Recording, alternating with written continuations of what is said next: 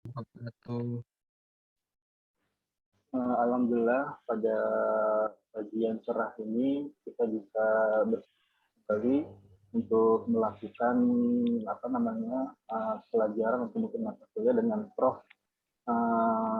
Said Agil Husin Al Munawar.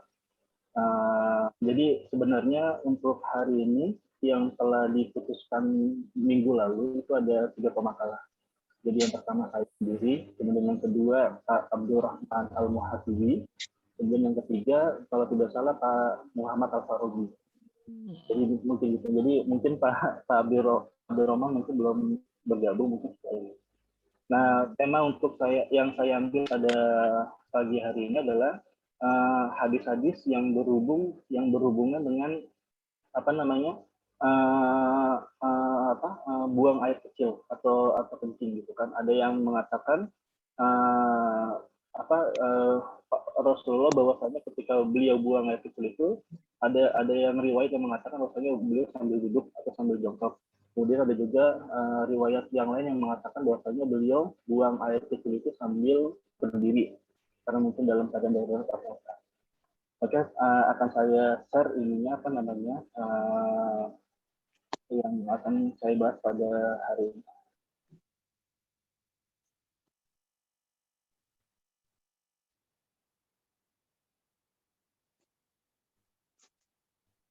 Oke, Bismillahirrahmanirrahim. Memahami hadis-hadis tentang buang air kecil atau kencing. Pendahuluan, sumber ajaran Islam yang pokok adalah Al-Quran dan hadis. Keduanya memiliki peranan yang sangat dalam kehidupan umat Islam. Walaupun banyak terdapat perbedaan dari pandangan penafsiran dan mengaplikasikannya, namun setidaknya ulama sepakat bahwa keduanya harus dijadikan sebagai pedoman dalam kehidupan kita sehari-hari. Berhubung dengan judul tema yang di atas, buang air kecil adalah peristiwa dikeluarkannya urin pada alat pembuangan air atau mungkin buah zakat kita kalau bentuk laki-laki dari uretra sampai metus air kecil keluar dari tubuh kita. Peristiwa tersebut juga dikenal dengan nama yang sangat populer di kalangan kita adalah pipis, mungkin yang lebih halusnya atau mungkin yang lebih ininya. Dalam kesehatan manusia dan beberapa hewan lainnya, proses buang air kecil di bawah kontrol selera. Bagi anak bayi, beberapa orang yang berusia lanjut, dan orang-orang dengan masalah neurologi, buang air kecil dapat terjadi sebagai refleks tanda tak sukarela. Normalnya, orang dewasa buang air kecil dalam sehari itu sebanyak 7 kali. Kencing berdiri merupakan permasalahan kontroversial di kalangan ahli fikih. Ada yang membolehkan dan ada juga yang melarang. Pendapat yang melarang tentu pendapat yang kuat dan tampaknya lebih hati-hati karena lebih bersih dan lebih selamat daripada percikan tikus itu atau mungkin terkena daripada najis. Dengan melarang kencing berdiri berarti pakaian yang dipakai lebih terasa menyakitkan karena tidak dikenai najis saat buang air kecil. Oleh karenanya pendapat ini banyak diambil oleh para ulama. Di sisi lain, ada juga ulama yang berpendapat membolehkan asalkan aman dari percikan tipis tersebut dan aman dari terkena najis. Tentu selama dilakukan dengan benar, seperti dengan mengangkat pakaian, memilih tempat yang aman sehingga najis tidak terpercik mengenai pakaian atau memilih toilet yang memang sudah dikondisikan seperti saat sekarang ini. Maka pendapat kedua ini juga dapat diterima, karena pada intinya adalah bagaimana agar pakaian tetap terjaga dan tidak terkena najis. Bila kembali kepada hadis-hadis Nabi, sebagai sumber kedua hukum Islam, bagaimana sebenarnya status hadis Nabi mengenai kencing berdiri? Apakah memang sahih atau dhaif? Penulis akan mengajukan untuk menemukan jawaban atas permasalahan ini. Selanjutnya, kajian hadis tentang buang air kecil. Dalam sebuah kitab yang dikarang oleh Majid bin Su'un Al-Usyan yang berjudul Adabu Qada'il Hajah, yang kemudian diterjemahkan oleh Muzaffar Sahiduddin Mahsun dengan judul Adab Buang Hajat, beliau menjelaskan beberapa etika daripada buang hajat ini. Antara lain yang pertama, menghindar tempat sumber mata air, jalan, dan di bawah tempat orang bernaung. Kemudian selanjutnya dilarang buang air kecil di tempat yang tergenang. Kemudian selanjutnya, jika melihat seseorang ingin buang hajat di tempat lapang, maka hendaklah menjauh. Kemudian selanjutnya, tidak mengangkat pakaian sampai terbuka auratnya. Kemudian selanjutnya, dilarang menghadap atau membelakangi kiblat saat buang air pada tempat yang lapang. Dan selanjutnya disunahkan masuk dengan menggunakan kaki kiri dan keluar dengan menggunakan kaki kanan. Dan selanjutnya menutup diri saat buang hajat. Kemudian selanjutnya dilarang atau makruh memegang kemaluan menggunakan tangan kanan saat kencing atau saat menceboknya. Kemudian hendaklah membersihkan kotoran dengan air. Kalau misalkan tidak ada, mungkin dengan batu atau mungkin dengan tanah. Dan dimakruhkan berbicara saat berada di kamar mandi atau ketika buang air kecil atau besar. Dan yang terakhir adalah mencuci tangan setelah melakukan daripada buang air kecil atau buang air besar. Banyak pendapat mengenai posisi kencing. Ada hadis yang menjelaskan bahwa Rasulullah SAW kencing buang air kecil. Ada juga hadis yang menjelaskan Rasulullah buang air kecil dengan posisi berdiri. Nah, kemudian hadis-hadis yang berhubungan dengan buang air kecil sambil duduk atau sambil jongkok. Yang pertama diriwayatkan daripada Imam Ahmad, haddatsana Waqi an Sufyan an al-Miqdam an abihi an Aisyah qalat man haddatsaka anna Rasulullah sallallahu alaihi wasallam bala qa'iman fala tusaddiquhu wa ma bala Rasulullah sallallahu alaihi wasallam qa'iman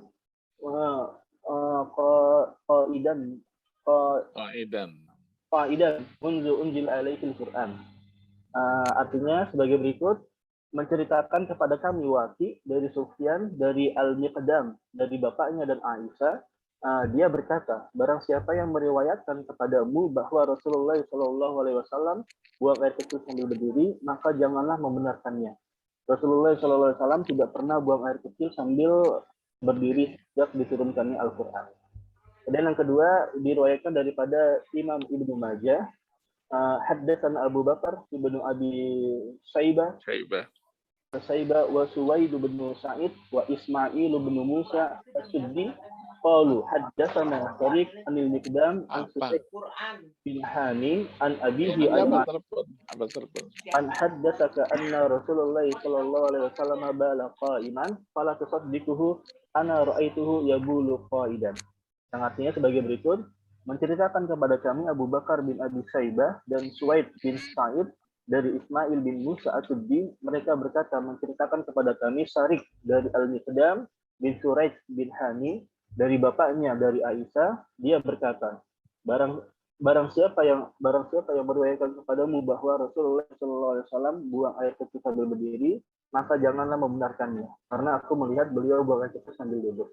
Dan selanjutnya yang diriwayatkan daripada Imam Tirmizi, haddatsana Ali bin Hujr akhbarana Syarik anil Miqdam bin Suraih an abihi an Aisyah qalat man haddatsakum anna an-nabiy sallallahu alaihi wasallam kana yabulu qa'iman fala tusaddiquhu ma kana yabulu illa qa'idan.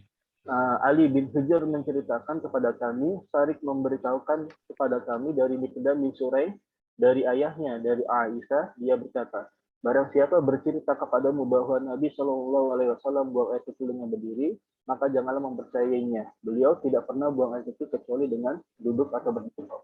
Dan selanjutnya yang diriwayatkan daripada Imam Nasa'i, akhbarana Ali bin Hujr qala anba'ana akhbarana Syarik an Miqdam bin Suraih an abihi an Aisyah qalat man haddatsakum anna Rasulullah sallallahu alaihi wasallam bala qa'iman fala tusaddiquhu ma kana yabulu illa jalisan.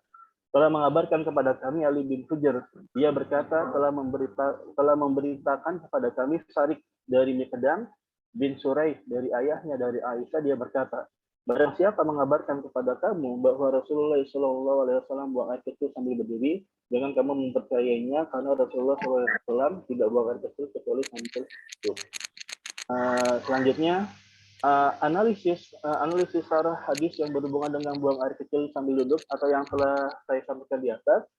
Keseharian Rasulullah jika beliau ingin buang air kecil senantiasa beliau melakukannya dalam keadaan duduk atau jongkok. Akan tetapi ada riwayat-riwayat di atas para sahabat merasa aneh ketika menyaksikan Rasulullah SAW kencing dengan posisi duduk atau mungkin atau jongkok. Karena pada umumnya dalam tradisi bangsa Arab ketika zaman Rasulullah hanya kaum wanita lah yang buang air kecil dalam keadaan duduk. Sementara itu kaum laki-laki kebanyakan itu buang air kecil dalam keadaan berdiri. Menurut pendapat sebagian ulama fikih, posisi buang air kecil yang paling utama dilakukan dengan posisi duduk dan jongkok, dan dipertegas lagi oleh riwayat daripada sahabat Umar bin Khattab bahwasanya beliau tidak kencing berdiri semenjak memeluk agama Islam.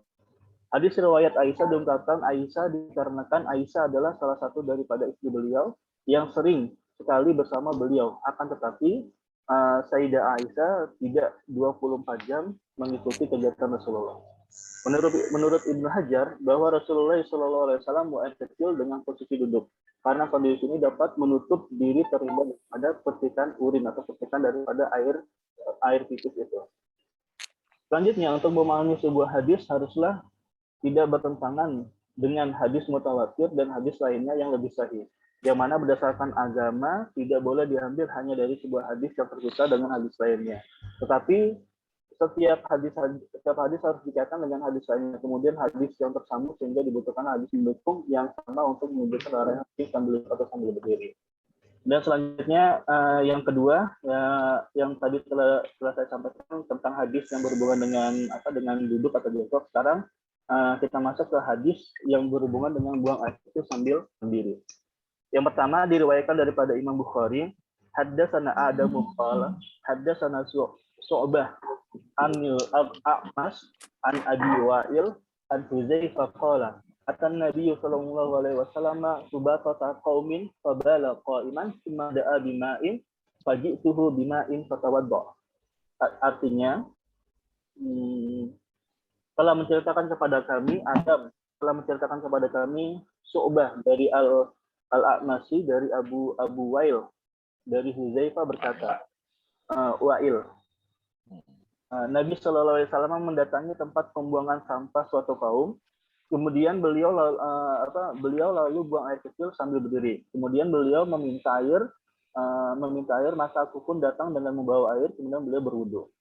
Dan yang kedua, haddatsana Utsman bin Abi Syaibah qala haddatsana Jarir an Mansur an Abi Wa'il an Hudzaifah qala ra'aituni ana wan Nabi sallallahu alaihi wasallam natamasa fa'ata subatata qaumin khalfa ha'itin faqama kama yaqumu ahadukum fabala fantabaztu minhu fa asyara ilayya faji'tuhu faqumtu inda akibihi hatta faragha. Artinya telah menceritakan kepada kami Utsman bin Abu Syaibah berkata, telah menceritakan kepada kami Jarir dari Mansur dari Abu Wa'il dari Hudzaifah berkata, aku berjalan-jalan bersama Nabi Shallallahu Alaihi Wasallam. Beliau lalu mendatangi tempat pembuangan sampah suatu kaum di balik tembok dan buang air kecil sambil berdiri. Sebagaimana kalian berdiri. Aku lalu menjauh dari beliau, namun beliau memberi syarat kepada aku agar mendekat. Maka aku pun mendekat dan berdiri di belakangnya hingga beliau selesai.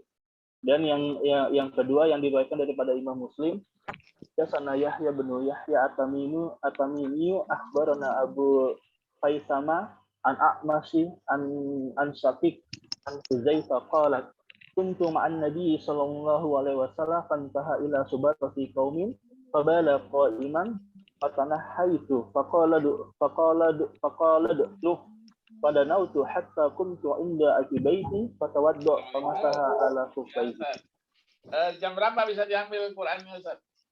Telah menceritakan kepada kami Yahya bin Yahya At-Tamimi telah mengabarkan kepada kami Abu Haisama dari Al-A'masi dari Syafiq dan Hudzaifah dia berkata, aku pernah berjalan bersama Nabi Shallallahu Alaihi Wasallam. Kami di satu tempat suatu kaum beliau buang air kecil sambil berdiri. Maka aku pun menjauh dari tempat tersebut. Makasih Ustaz, terima kasih. Aku pun beliau hingga aku berdiri di samping kedua tumitnya. Lalu berwudu dengan menyapu atas sepasang kauf beliau. Kemudian yang diriwayatkan daripada Imam Ahmad, haddatsana Ahmad bin Salama akhbarana Asim bin Bahdala Abi Wa'il bin Mughirah bin Syu'bah anna Rasulullah sallallahu alaihi wasallam ata ala subatati bani fulan fabala qa'iman. Oh iya sama aja. Ceritakan kepada kami Affan menceritakan kepada kami Hamad sudah datang, Wala sudah kasih kabarkan tahu. kepada kami Di Hasim kota apa kasih Hasim tahu. bin Bahdala dan Hamad dari Abu Wail dari Al-Mughirah bin Syu'bah bahwa Iya. Rasulullah SAW mendatangi Ya, tempat bisa diambil hari ini. suatu Ya, kaum, sekarang lalu beliau bisa. buang air sampai sambil berdiri. Iya. Dan yang selanjutnya yang diriwayatkan Sekarang dari aja. Akhbarana Ja'far bin Aun anba'ana al-A'mas an Abi Wail an Hudzaifah qala ja'a Rasulullah sallallahu alaihi wasallam ila subaqati qaumin fabala wa huwa qa'imun. Qala Abu Muhammad la a'lam fihi karahiyah. Telah mengabarkan kepada kami Ja'far bin Aun telah memberikan kepada kami al-A'masi dari Abu Wail dari Hudzaifah, ia berkata Rasulullah sallallahu alaihi wasallam berjalan ke sebuah lorong kosong suatu kaum, lalu beliau buang air kecil sambil berdiri. Abu Muhammad berkata, aku tidak mengetahui adanya hukum makruh dalam hal demikian. Dan yang selanjutnya yang diriwayatkan daripada Imam Abu Daud, karena Umar, Muslim bin Ibrahim, qala haddatsana Syu'bah wa haddatsana Musaddad haddatsana Abu Awana wa hadza lafzu Hafsin an Sulaiman an Abi Wail an Hudzaifah qala ata Rasulullah sallallahu alaihi wasallam subatata qaumin fabala qa'iman thumma da'a bima'in famasaha ala khuffaihi. Artinya menceritakan kepada kami Hafsah bin Umar dan Muslim bin Ibrahim, mereka berkata menceritakan kepada kami Syu'bah dan menceritakan kepada kami Musaddad, menceritakan kepada kami Abu Awana, dan inilah lafaz Hafs dari Sulaiman, dari Abu Wail, dari Hudzaifah berkata, Rasulullah mendatangi tempat sampah suatu kaum, lalu beliau buang air kecil, berdiri, kemudian mengambil air, lalu mengusap khufnya atau sepatu siwalnya.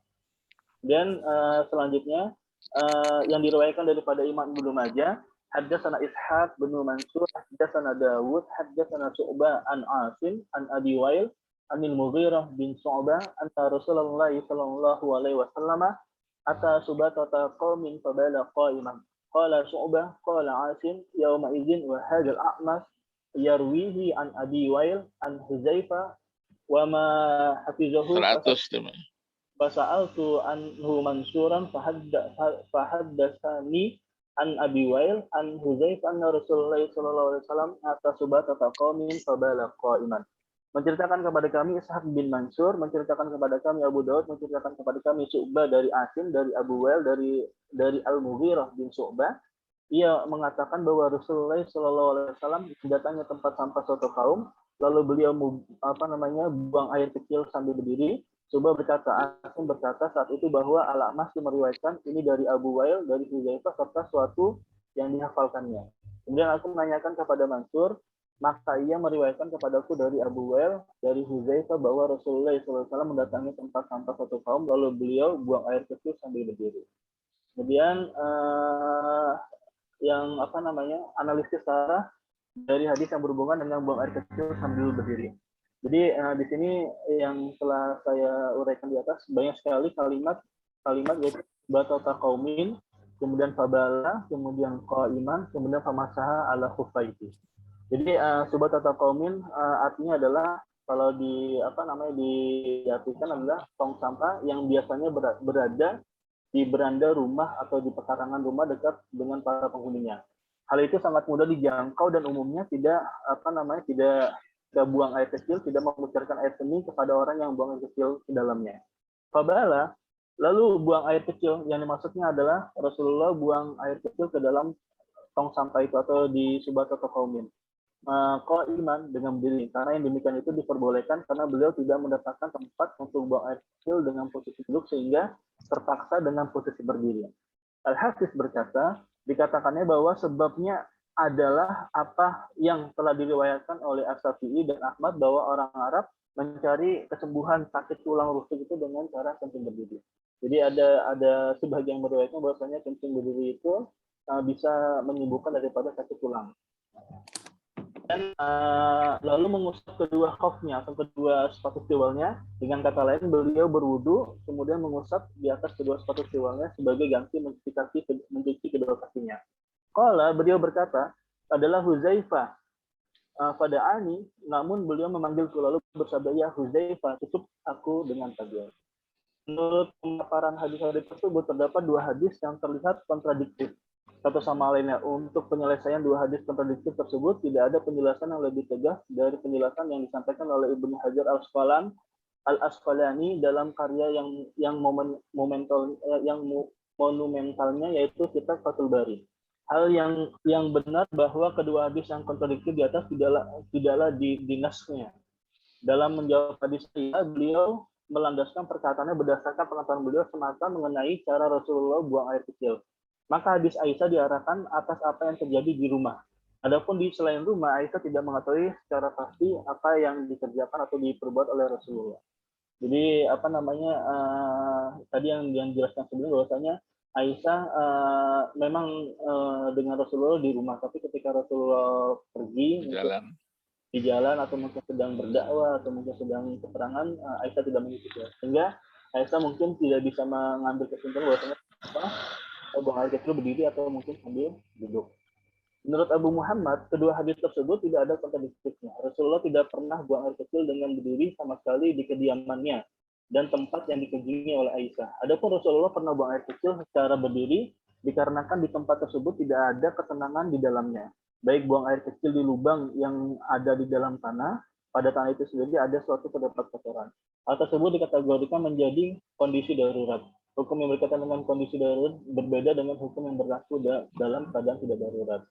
Nah, dari hadis-hadis di atas menunjukkan bahwasanya Rasulullah pernah buang air kecil sambil duduk. Adapun Rasulullah melakukan buang air kecil sambil berdiri, ada beberapa sebab di antara sebagai berikut. Yang pertama, pada kebiasaan orang Arab, kencing berdiri diyakini sebagai obat untuk menyembuhkan penyakit tulang. Boleh jadi saat itu mungkin Rasulullah sambil berdiri mungkin beliau sedang sakit tulang. Kemudian kemungkinan selanjutnya karena Rasulullah punya penyakit yang ada di mata kaki beliau yang sering kambuh saat itu.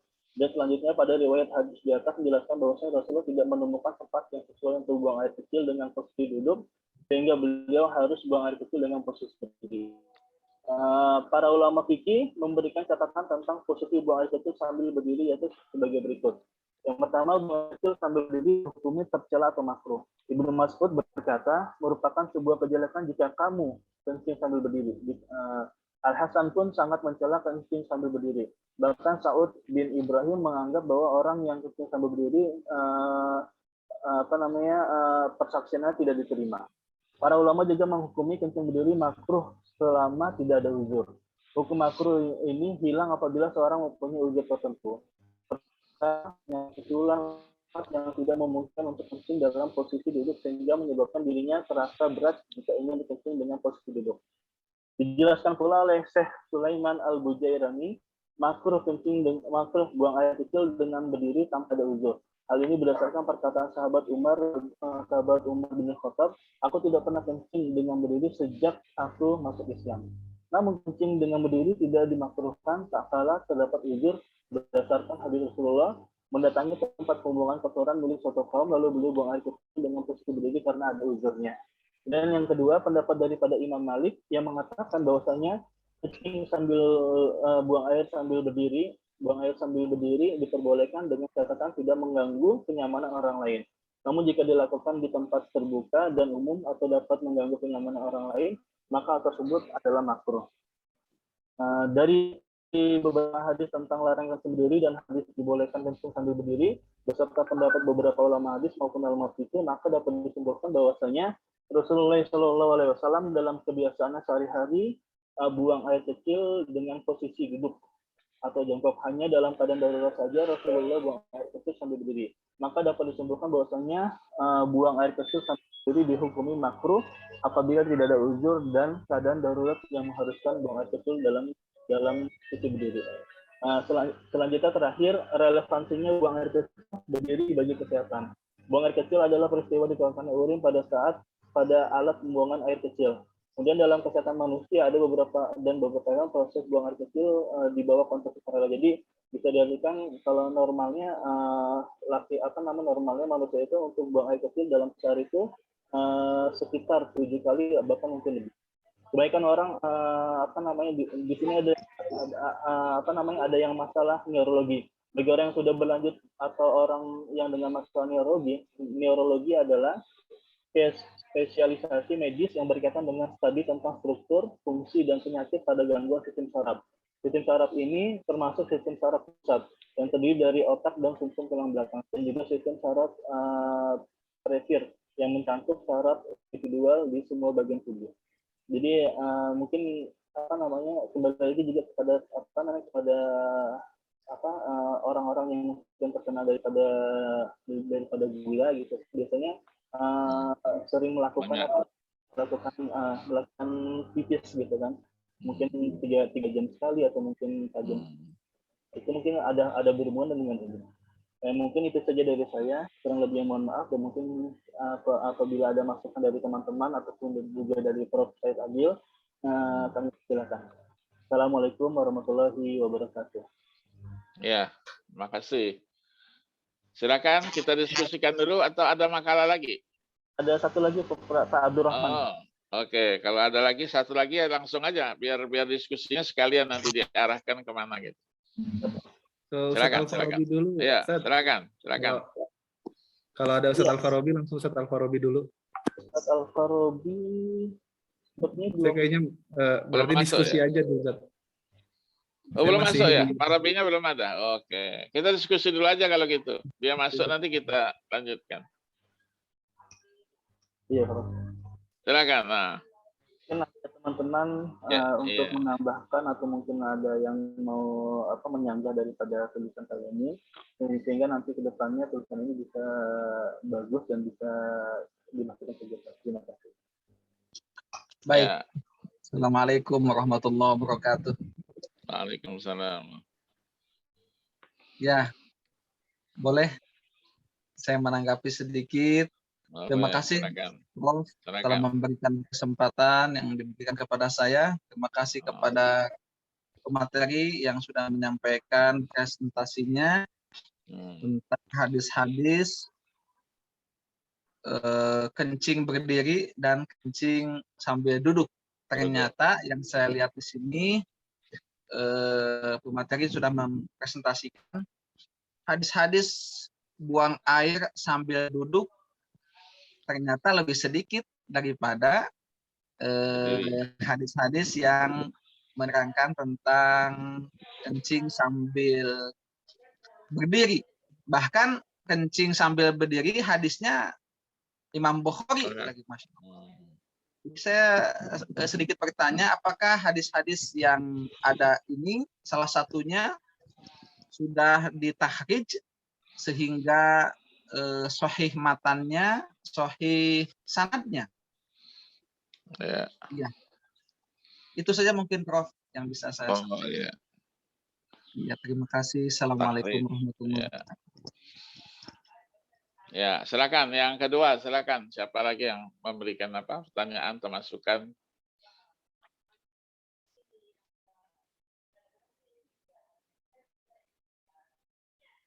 Takhrij ya.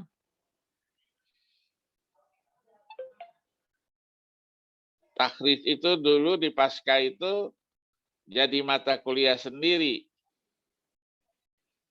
2 semester. Jadi semester pertama nanti pengenalan ilmu takhrij secara luas dengan metode-metodenya. Apalagi sekarang sudah ada namanya aplikasi ya, Maktabah Syamilah. Maktabah Syamilah cukup membantu. Nah, kemudian nanti yang semester kedua itu langsung praktek di perpustakaan. Jadi masing-masing diberi tugas 1 hadis dari berbagai kitab hadis, kemudian kita kerjakan sama-sama untuk bisa menggunakan kitab-kitab rujukan itu. Jadi mencari nama, nanti menggunakan kitab-kitab ya at-tarajum itu. Ada yang al-sahabat, nanti al-isabah fi ma'rifatis sahabah, al-isti'ab ya fi ma'rifatil ashab dan seterusnya sampai dengan ilmu al-jarh wa ta'dil itu. Jadi al-jarh wa ta'dil nanti menggunakan juga tahzibut tahzib atau takribut tahzib Ibnu Hajar atau tahzibul kamal atau lain-lainnya. Nah, sehingga kita tahu nanti terjemah biografi daripada perawi itu. Jadi apakah dia termasuk yang bisa diterima hadisnya ataukah tidak? Nanti dikembalikan kepada alfazul jarh wa ta'dil dan maratibuha itu. Jadi masing-masing ada 6 tingkatan. Jadi kalau yang bisa diterima hadisnya, nah itu nanti dari lafaz yang pertama, ausakun nas, a'lamun nas dengan menggunakan isim tafdil. Yang kedua nanti dengan menggunakan pengulangan. Sikotun yang sama atau sikotun hafizun. Nah yang ketiga nanti satu, fiqh saja. Kalau masuk dalam kategori 3 ini, maka hadisnya sahih. Kalau masuk yang keempat, ya sodukun la ba'sa bihi, itu masuk nanti hadisnya hasan. 5, 6, hadisnya dhaif. Kalau ada syahidnya, ada mutabi'nya, itu bisa terangkat dia menjadi hasan li ghairihi. Nah, dengan segala perbedaan peristilahan yang digunakan. La ba'sa bihi, kalau menurut jumhurul muhaddisin, itu masuk dalam kategori nomor 4 dia. Nomor 4 itu hadisnya hasan. Nah, kalau menurut Yahya bin Ma'in, ya, seorang ahli hadis, gurunya Imam Bukhari, yang wafat 233 Hijriyah, beliau katakan la ba'sa bihi itu adalah istilah untuk siqotun. Jadi bukan tingkatan keempat, tapi tingkatan ketiga. Nah, kalau yang tajrih, jar, itu terbalik dia malah. Tingkatan yang paling rendah 6 itu malah tingkatannya lebih kuat dibandingkan yang satu. Yang satu itu sebaliknya, ya, akzabun nas, ya, apalagi audha'un nas dan seterusnya itu. Nah, ini tingkatan-tingkatan yang semula hanya 2 saja, ada yang mengatakan 4 saja, kemudian menjadi 6, ya, oleh Imam Az-Zahabi yang 4748 Hijriyah dan Ibnu Hajar Al-Asqalani 852 Hijriyah. Nah, sebelumnya itu Abu Hatim, kemudian Abu Hatim ini 276, Ibnu Abi Hatim anaknya, ya, yang punya buku Al-Jarh wa Ta'dil yang 9 jilid itu, ya, itu dua beranak ini mempunyai keahlian di dalam ilmu Al-Jarh wa Ta'dil. Jadi dalam ilmu Jarh wa Ta'dil itu ada dhawabitnya. Ya, dhawabitnya. Nanti kalau senang membaca, nanti saya sharekan, ya. Saya punya PDF-nya tentang ilmu Al-Jarh wa Ta'dil itu. Tebal-tebal dia. Ya, tebal-tebal. Ada yang 700 halaman, ada yang 800 halaman. Ya, tapi tidak apa-apa. Ya, kita punya gambaran, ya, punya gambaran, ya, wawasan sekitar Al-Jarh wa Ta'dil. Nah, yang kedua tadi itu temuan Sayyidah Aisyah. Ya, jadi Nabi tidak pernah kencingnya berdiri. Nah, itu di rumah. Ya, di rumah Siti Aisyah lebih tahu dengan kondisi Nabi. Karena istrinya. Ya, karena istrinya. Nah, itulah yang disebut dengan temuan Sayyidah Aisyah terhadap riwayat-riwayat para sahabat. Kalau ingin mengetahui berapa banyak temuan Sayyidah Aisyah terhadap sahabat itu bisa dibaca nanti bukunya Al-Ijabah namanya. Al-Ijabah fi mastadrakathu Sayyidah Aisyah ala sahabah. Yang ditulis oleh Imam Az-Zarkashi rahimahullah. Yang wafat 794 Hijriyah. Jadi dalam buku Al-Ijabah itu banyak sekali, ya, sahabat-sahabat meriwayatkan tentang Rasulullah, ya, tapi yang lebih mengetahui keadaan Rasulullah yang sebenarnya adalah Sayyidah Aisyah. Misalnya dari riwayat daripada Abu Hurairah misalnya, man asbaha junuban fala sauma lahu. Siapa yang sampai waktu subuh dia posisinya masih janabah, maka puasanya tidak sah. Ya dipanggil oleh Sayyidah Aisyah. Abu Hurairah, hal abtaita bihada, kata Sayyidah Aisyah, apakah engkau pernah mengeluarkan fatwa semacam ini? Naam, katanya. Sayyidah Aisyah katakan, faqad akhta'ta. Kamu keliru. Nah, diterangkan bahwa Rasulullah tidak pernah begitu. Ya, orang kalau dia sampai waktu subuh dia janabah, ya mungkin karena capek, mungkin karena ketiduran, mungkin karena apa gitu. Itu dalam arti kata tidak boleh terlambat, ya, walaupun dia melakukan hubungan dengan suami istri, tapi untuk puasa jangan sampai terlambat subuhnya.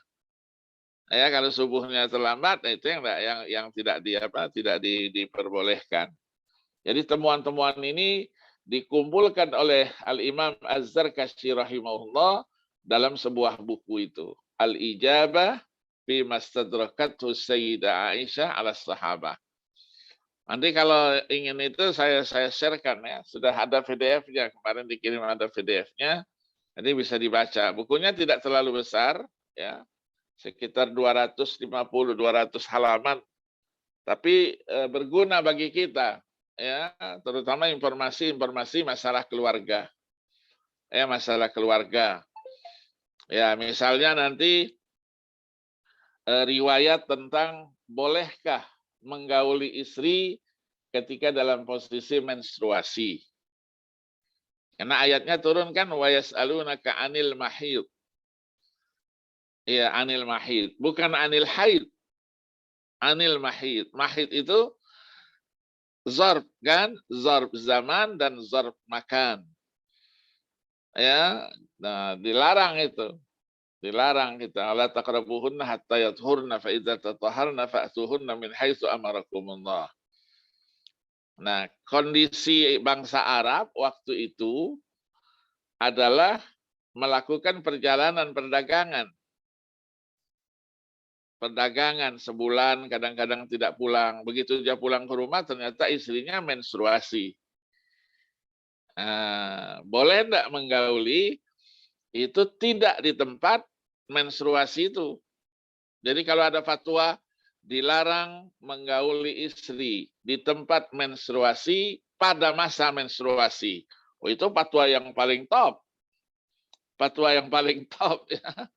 Tapi bolehkah menggauli istri ketika dia masa menstruasi tidak di tempat menstruasinya? Kalau main di situ nggak boleh. Zaman hama haulal hima, kata Rasulullah, yushiku ayyaqa'afi.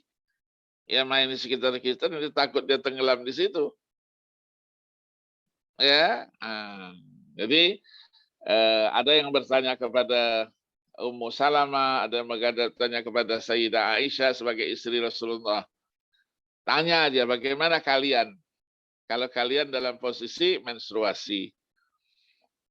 Diceritakan, Ummu Salamah menceritakan, Sayyidah Aisyah ceritakan, ya, dikatakan kanat idza kunna haidhan amarna an nasyudda izarana. Rasulullah ya perintahkan supaya kain kami, kain itu tidak ada yang di atas kan, kain itu kan di bawah. Ya, pusar ke bawah itu diikatkan, dikuatkan supaya jangan terbuka dia. Jangan terbuka. Rasulullah terus bersabda, ya, laka ma fauqal izar. Laka ma fauqal izar. Jadi yang boleh digauli itu di atas kain itu. Ya, caranya diatur sendirilah. Yang kedua, ditanya lagi, ada lagi yang datang nanya bagaimana? Jawabnya, isna'u kulla syai'in illa nikah. Boleh dilakukan apa saja kecuali nikah. Maksudnya menggauli di tempat menstruasi itu. Jadi ini apa? Ya itulah gunanya. Ya, kalau orang-orang para orientalis mengatakan Rasulullah istrinya banyak itu, ya katanya homoseknya nafsu seksualnya tinggi. Bukan untuk itu. Supaya informasi keagamaan itu mudah tersebar dia. Rasulullah dengan istri-istrinya itu, istrinya sebagai loket-loket lah gitu. Ya, loket-loket untuk bertanya. Kalau istrinya satu, barisannya panjang setiap hari. Banyak yang tidak punya kesempatan untuk bertanya. Ya, itulah variasinya itu. Ya, itu yang punya istri satu. Ya, kalau istrinya dua, tidak ada masalah kan. Yang satu mens, yang satu tidak ada masalah. Ya, nah itu. Nanti ribut lagi pada masalah poligami, boleh enggak poligami ya? Poligami boleh dalam posisi emergency katanya kan? Ya, emergency. Itu masalah-masalah yang apa yang diinikan. Tadi buku tadi itu Adab Qada'il Hajah itu buku bagus itu. Mungkin bisa di-share itu. Ya, bisa di-sharekan bahasa Arabnya ataukah bahasa Indonesianya kepada teman-teman. Ya, jadi ada qada'il hajah. Ya, jadi ketika kita berbicara kencing berdiri itu hanya untuk laki-laki, tidak untuk perempuan. Perempuan tidak mungkin berdiri. Kalau kencing berdiri kemana-mana itu, mercik kemana-mana dia. Kalau laki-laki kan fokus dia, hanya satu tempat saja dia kan. Ya, jadi perempuan tidak masuk di sini nih. Nah, kenapa dilarang? Takut percikan-percikan itu nanti kena ya bajunya. Ya kalau orang Arab kan bukan pakai celana seperti kita, pakai baju panjang. Ya, maka Rasulullah ini kan kalau juga fokus dia bisa kencing di satu tempat, dia bisa bersuci, ya dia bisa cuci. Tapi sepatunya tetap dia apa? Khufnya tetap dibersihkan. Karena takut nanti ada percikan-percikan kencing di situ itu yang tidak diketahui dipakai untuk sholat, menjadikan sholatnya tidak sah, ya karena ada najis. Jadi menghindarkan itu. Nah kalau ada riwayat-riwayatnya la yabullanna ahadukum wa huwa qaimun, dilarang itu, Allahnya itu juga menjadi apa? Menjadi perdebatan. La-nya litahrim atau litanzih. Ya, jadi litahrim atau litanzih. Jadi diharamkan atau dimakruhkan. Nah, ulama banyak mengatakan itu maksudnya makruh, ya, lil karoha bukan litahrim. Kenapa? Ya, lebih baik ditinggalkan kalau memang memungkinkan untuk dia kencingnya duduk. Tapi tidak semua orang bisa kencing duduk. Ya, apalagi yang sudah tua-tua gitu mana bisa dia duduk. Nah, maka diyakini itu ada juga sisi pengobatan terhadap penyakit yang diderita. Apakah karena kakinya ataukah karena tulangnya. Ya, apalagi orang-orang yang sudah tua-tua itu, apalagi yang menderita penyakit gula ya, penyakit gula itu bisa kencingnya 3 jam sekali, 1 jam sekali. Ya, itu yang masuk dalam kelompok haulail beseriin. Ya, haulail beseriin. Bukan dibuat-buat, bukan. Memang begitu. Ya, memang begitu. Jadi kalau selalu banyak kencingnya, itu harus diperiksakan. Mungkin karena apa? Karena gulanya tinggi atau bagaimana gitu. Ya, yang normal-normal gitu. Apalagi di malam hari kan. Ya, di malam hari bisa dia kencing 2 kali, 3 kali, bisa 4 kali gitu. Nah, ini jangan ditahan ya. Menahan kencing itu sangat berbahaya. Sangat berbahaya. Ya, kenapa? Karena kencing itu kan tidak seperti air biasa.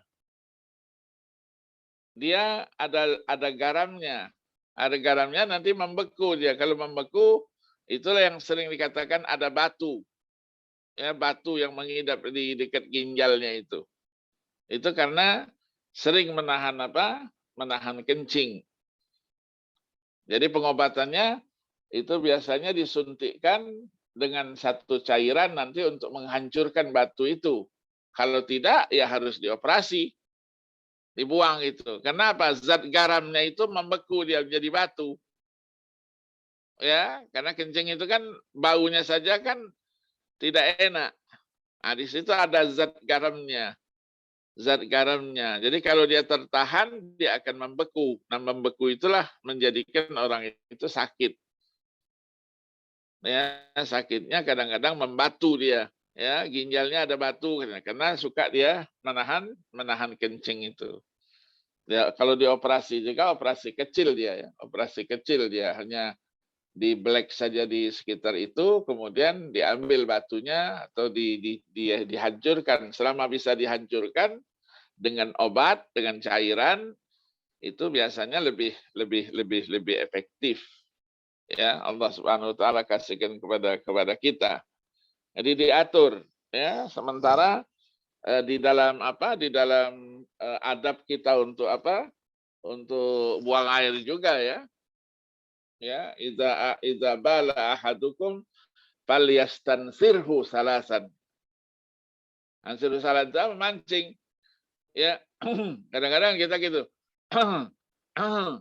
Gitu. Itu memancing supaya dia keluar. Ya, falyastansirhu salasan. Supaya tuntas. Ya, supaya tuntas. Nah, kalau tidak tuntas, nanti dia masuk dalam kelompok salisil baul namanya. Salisil baul itu penyakit. Ya, penyakit. Dia sudah selesai, nanti keluar lagi, netes lagi dia. Netes lagi. Nah, orang yang begini ini sama dengan apa? Mustahadah. Mustahadah. Ya, wanita haidnya sudah selesai. Tapi masih keluar juga dia. Laki-laki begitu itu. Namanya salisil baul. Jadi salisil baul itu harus dibersihkan. Nanti kalau dia mau sholat, ya dia harus, ya kalau sekarang ini kan dibuatkan ada pempesnya. Pakai pempesnya. Begitu dia Allahu Akbar, biasa orang tua-tua. Ya, kalau kita biasa depannya ada orang tua, kita di belakang kadang-kadang dia gitu kan, itu keluar tuh. Ya, keluar. Tapi karena sudah dibersihkan dulu, dia pakai itu keluar tidak ada masalah. Itu penyakit. Sholatnya jalan terus, sholatnya sah. Tapi selesai sholat dibersihkan lagi. Dibersihkan lagi, diganti lagi pempesnya. Ya, dibersihkan pempesnya itu atau ganti pempes lagi. Untuk menahan itu, ya, menahan. Biasanya pempesnya ada khusus itu untuk orang-orang yang begitu ada itu, ya sama dengan orang yang turun ya, turun broknya itu. Turun broknya itu dia enggak bisa dia kalau enggak pakai celana enggak bisa. Ya harus dipakein celana. Ya, itu mengganggu yang namanya prostat itu dia terganggu. Ya, maka yang sehat itu syukuri nikmat sehat ya, walaupun masalah ya buang air kecil ya itu kalau menjadi masalah buat kita itu menjadi beban ya, menjadi beban kita untuk dalam kehidupan kita untuk selama-lamanya. Tadi ada tokoh-tokoh juga tadi Al-Hasan ya, Al-Hafiz. Al-Hasan itu Al-Hasanul Basri. Ya, Al-Hasanul Basri, tabi'in ya, meninggal 110 Hijriah. Kalau Muhammad ibn al-Hasan, ada Muhammadnya, itu adalah sahibnya Abi Hanifah. Ya, yang satunya lagi Al-Qadhi Abu Yusuf. Abu Yusuf 182, Muhammad ibn al-Hasan 189 ya Hijriah. Ya, jadi dia termasuk sahibnya Abu Hanifah. Ya, jadi itu tadi itu. Jadi yang Ibnu Hajar Al-Asqalani tadi Al-Hafiz, nah itu Ibnu Hajar Al-Asqalani.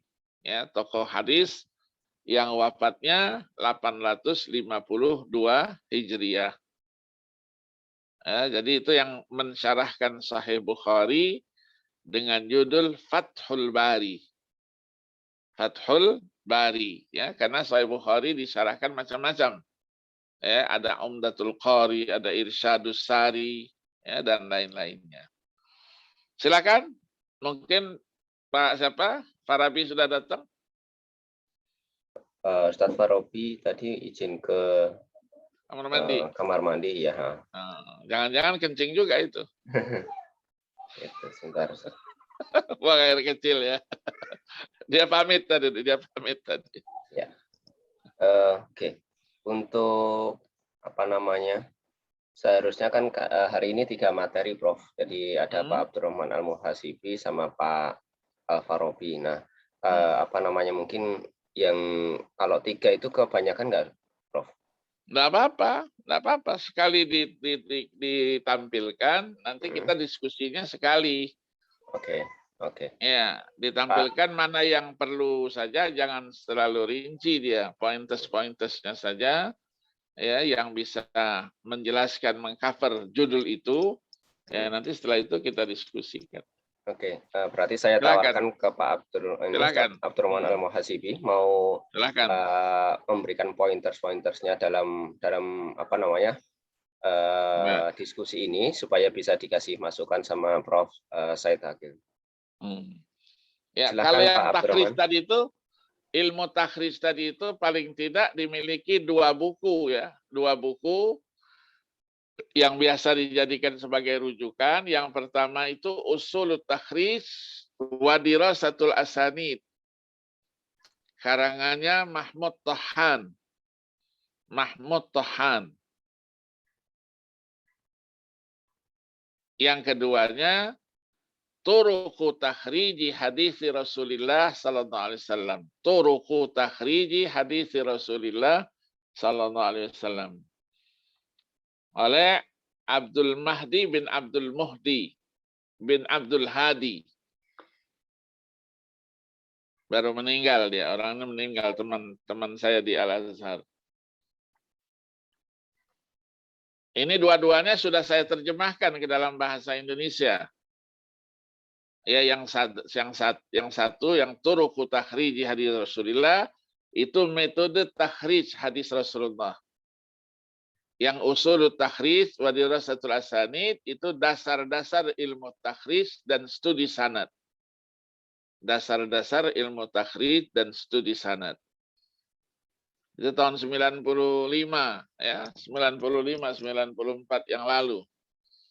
Saya terjemahkan ya, dan baik ya, cukup baik untuk digunakan. Karena buku-buku takhrij ini banyak sekali. Sekarang sudah hampir 20-an ya. 20-an buku-buku itu termasuk ya takhrij hadis dengan aplikasi tadi itu. Ya, yang kalau mau yang aplikasi, nah pergunakan sajalah apa yang dibuat oleh almarhum. Ya, almarhum siapa? Yang biasa jadi asisten kita juga di itu Lutfi Fathullah. Iya, Lutfi Fathullah. Iya, Lutfi Fathullah. Dia buatkan aplikasinya itu. Jadi hadisnya apa? Ya, diketik itunya, dicari langsung nanti ada referensinya. Adanya di dalam kitab hadis apa? Jilidnya jilid berapa? Ya, halamannya berapa? Nomor hadisnya pun nomor berapa itu bisa kita lacak. Dulu diperdebatkan kalau yang sifatnya yang komputer itu bisa enggak dijadikan itu ya, aplikasi-aplikasi bisa enggak dijadikan sebagai sumber penulisan karya-karya ilmiah. Ya, dulu masih perdebatan karena sekarang sudah dunia teknologi ya, mau enggak mau bisa kita gunakan untuk itu. Silakan, siapa yang bisa? Silakan kepada Ustadz Al-Farabi udah siap ini kelihatannya. Sudah siap. Ya, oh siap. Oh, udah ya saya. Siap, Prof. Ya. Iya. Karena ngikuti makalah pertama tadi langsung dipraktekkan aja ke belakang. Mau ngisi materi ke hama males Dr. Nah. Betul. Baik, asyarakat Terima kasih atas waktunya dari Profesor Kiai Haji Said Agil, Hafizahullah Ta'ala, dan juga rekan-rekan asatidzah di grup ini, di antaranya sang ketua kelas Ustaz Purnama. Assalamualaikum warahmatullahi wabarakatuh. Waalaikumsalam. Wassalamu ala Rasulillah wa ala alihi wa sahbihi wa mawalahu ba'd. Baik, pada siang hari ini kami ingin membawa tema seputar Ghadir Khum. Ya, akan kami tampilkan dulu. saya kira 3 pemateri, makanya saya merasa saya sebagai tim atau pemain cadangan saja. Ternyata saya harus jadi pemain inti hari ini. Akhirnya kita fixkan insya Allah. Ya. Boleh mungkin admin bisa menjadikan saya admin untuk saya sharekan. Di-share. Ya, mungkin bisa dibantu dulu. Mungkin Ustadz Putra mungkin bisa bantu Ustadz Purnama.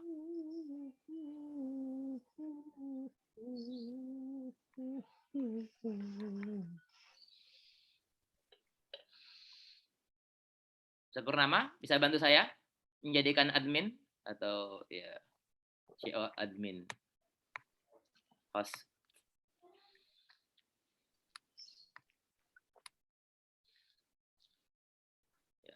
Jadi sambil menunggu kami pengiriman file ini, kami ingin memberikan sedikit cakrawala ataupun prolog pada rekan-rekan asatidzah hafizakumullah semuanya, bahwasanya hadis ini sependek pengalaman kami sangat genting. Ya, kenapa sangat genting? Karena berkaitan erat dengan terbelahnya 2 fraksi besar dalam sejarah keislaman, yaitu Syiah khususnya dan juga Syiah diantaranya Sunni. Maka kami pada siang hari ini pagi hari ini memberikan judul studi analisis hadis Ghadir Khum dalam milieu Sunni dan Syiah.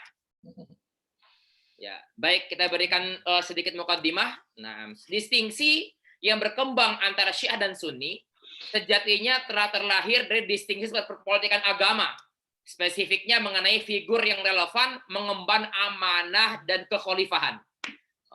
Jadi hashtagnya atau keywordnya ada khilafah masalahnya. Dari poin inilah distingsi menjalar ke banyak lini yang menggunakan berbagai dalil yang bertujuan memperkuat eksistensi masing-masing poros. Kalau bahasa sedikit sinisnya, kepentingan-kepentingan masing-masing pergerakan. Dari masing-masing dalil akan melahirkan diskursus yang berbeda sesuai keyakinan yang dianut oleh masing-masing poros. Dalam kajian ini, penulis akan memaparkan sumbu utama terlahirnya distingsi antara keduanya. Ya, dalam diskursus hadis khususnya, yang mana termaktub atau terekam dalam hadis-hadis yang berkaitan dengan Ghadir Khum atau fenomena yang terjadi di anak sungai Khum. Hadis-hadis seputar Ghadir Khum sebenarnya banyak, bahkan turuknya tazidu an thalathina sahabiyan. Ya, lebih dari 30 sahabat. Kita akan memaparkan atau kami akan memaparkan 4 ya jalur riwayat dan 3 tekstual yang berkaitan dengan Ghadir Khum. Wa bihi qala haddatsana Ibnu Numairin qala haddatsana Abdul Malik an Abi Abdurrahman al-Kindi. Nah, ini yang menjadi problem ini. Abu Abdurrahman al-Kindi, beliau ini majhul ini. Ya, majhul enggak diketahui siapakah beliau ini, Abu Abdurrahman al-Kindi. An Zazan bin Abi Umar qala sami'tu Aliyan fi rahmati wa huwa yanshudun nas man syahida Rasulullah sallallahu alaihi wasallam yauma Ghadir Khummin wa huwa yaqulu madza qala faqama 13 rajulan fashahidu annahum sami'u Rasulullah sallallahu alaihi wasallam wa huwa yaqul man kuntu maulahu fa aliyu maulahu. Nah, atau kama qala sallallahu alaihi wasallam. Jadi intinya dari hadis ini Sayyidina Ali mencari siapa ini yang hadir dalam adegan atau fenomena Ghadir Khum dan mendengar statement dari Nabi Shallallahu Alaihi Wasallam. Berdiri 13 orang yang semua sepakat bahwa mendengar Nabi SAW bersabda, man kuntu maulah. Di sini kami tidak akan mengartikan maulah sebagai arti apa. Kami menjelaskan secara terlebih dulu. Barang siapa yang saya menjadi maulanya, maka Ali pun akan menjadi maulanya. Apa itu maulah? Kita bahas di bawah insyaallah ta'ala. Redaksi dalam tadi dalam Musnad Imam Ahmad. Sekarang dalam Tirmidzi. Nah, disebutkan juga dari berbagai macam sanadnya, ada yang menarik, ada syakka Syu'bah. Syu'bah di sini ragu mengenai periwayatan saat dia mengatakan an Salamata bin Kuhailin qala sami'tu Aba Tufail yuhaditsu an Abi Sarihata aw Zaid bin Arqam. Tapi ini sanadnya lebih rendah karena antara Syu'bah dengan perawi Zaid atau Abu Sarihah terpisah 2 generasi, yaitu Salamah dan juga Abu Tufail. Salamah, Abu Tufail, ragu syakka Syu'bah. Apakah Abu Sarihah ataukah Zaid bin Arqam? 2 generasi di atas beliau. Anin Nabi sallallahu alaihi wasallam qala, sama hadisnya, man kuntu maulahu fa'aliyun maulahu. Ya, di dalam disebutkan oleh Imam Tirmidzi hadza haditsun hasanun gharibun.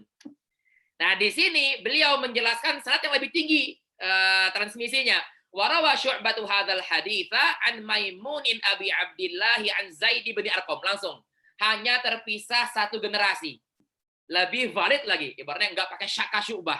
Ya, an Zaid bin Arqam anin Nabi sallallahu alaihi wasallam nahwa. Siapa Abu Sarihah? Beliau Hudzaifah bin Asid Al-Ghifari, salah seorang sahabat Nabi sallallahu alaihi wasallam. Ini hadis kedua.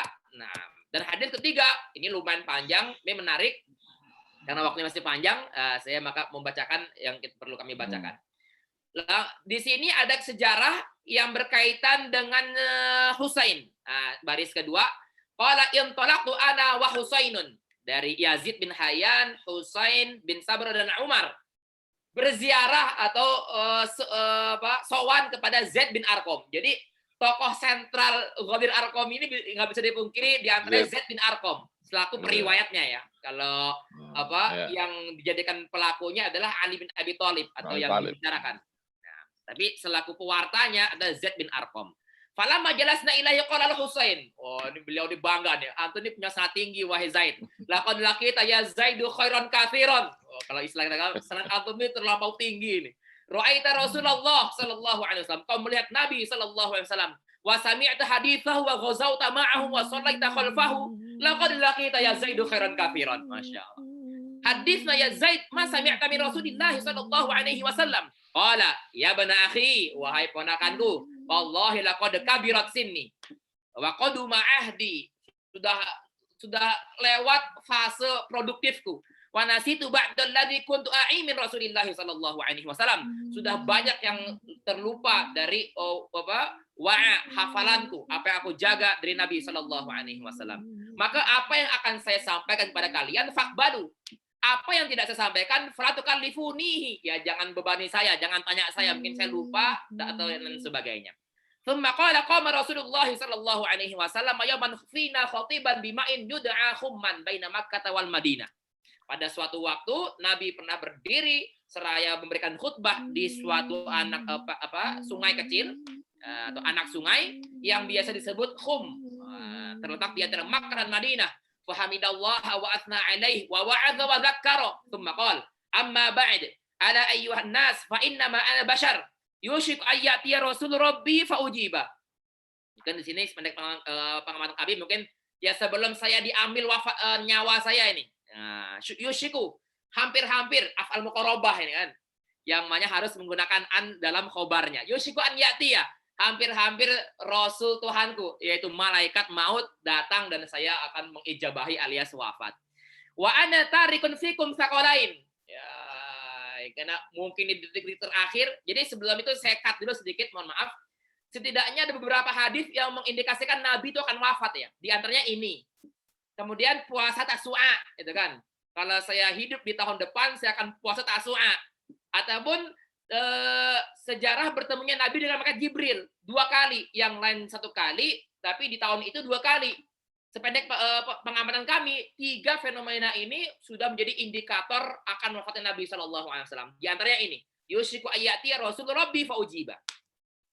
Wa ana tarikun fikum saqalain, 2 perkara yang amat berat, yang heavy. Awwaluhuma kitabullahi fihil huda wan nur, fakhudhu bi kitabillah wastamsiku bih. Ya, ini tekstualnya kemudian Zaid menjelaskan fahasa ala kitabillah wa raghaba fi, untuk mencintai dan untuk berpegang teguh pada Al-Qur'anul Karim. Tsumma qala Nabi wa ahlu baiti. Wah, ini menarik ini. Ini isu yang sangat fenomenal di kalangan Syiah. Wa ahlu baiti. Udzakirukumullahu fi ahli baiti. Udzakirukumullahu fi ahli baiti. Udzakirukumullahu fi ahli baiti. Masya Allah. Saya sampaikan kepada kalian atas nama Allah mengenai keluargaku, ahli baitku. Faqala la Husain, wa man ahlu baitihi ya Zaidu? Alaysa nisa'uhu min ahli baiti? Apakah istri-istri beliau bukan keluarga ahlu baitnya? Qala nisa'uhu min ahli baiti. Benar kok, gitu. Tidak kok, istri-istri beliau memang keluarga beliau. Walakin ahlu baitihi man hurima shadaqatu ba'dah. Nah, diberikan istidrak. Yang paling relevan adalah siapa saja yang diharamkan sedekah untuknya. Nah, sepeninggal Nabi SAW. Maksudnya sedekah, kita jelaskan di syarah, ada zakat. Nah, qala manhum? Qala hum alu aliyin wa alu aqilin wa alu ja'farin wa alu abbasin. Qala kullu haula'i hurima sadaqah. Kullu haula'i hurima sadaqah? Qala na'am. Baik, itu dari kisahnya. Yang Ghadir Khum ini tidak ada berbicara mengenai baiat. Padahal kalau tinjau dari segi analitik hadis kesohihan, yang paling valid bisa dibilang ini, karena dalam Sahih Muslim secara tekstual ya, ataupun secara sanad ya. Nah, tidak ada indikator hadis man kuntu maulahu, tapi berita apa? Faqalain, kitabullah wa ahlu baiti. Ya. Status legitimasi hadis. Hadis pertama yang dalam Musnad Ahmad merupakan sahih li ghairi, faktor hadis lain. Hadis dia aja sih enggak gitu. Kenapa? Karena ada riwayat menurut Syuaib al-Arnaud, ulama kontemporer juga di bidang hadis, sejatinya berstatus dhaif lantaran jahalah atau majhulnya Abu Abdurrahman al-Kindi. Namun redaksi matan hadis ini sahih lantaran teks terkait diriwayatkan lebih dari 30 sahabat, bahkan Imam Az-Zahabi dalam Siyar A'lam An-Nubala mengklaim bahwa hadis ini mutawatir. Saking ramainya periwayatan hadis terkait. Ya.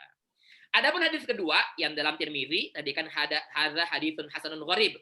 Imam Tirmizi secara tekstual mengatakan ini hasan gharib loh. Ya, hadisnya baik tapi hanya diriwayatkan satu jalur. Ataupun gharib. Tidak aziz, tidak masyhur, apalagi tidak mutawatir versi beliau gitu.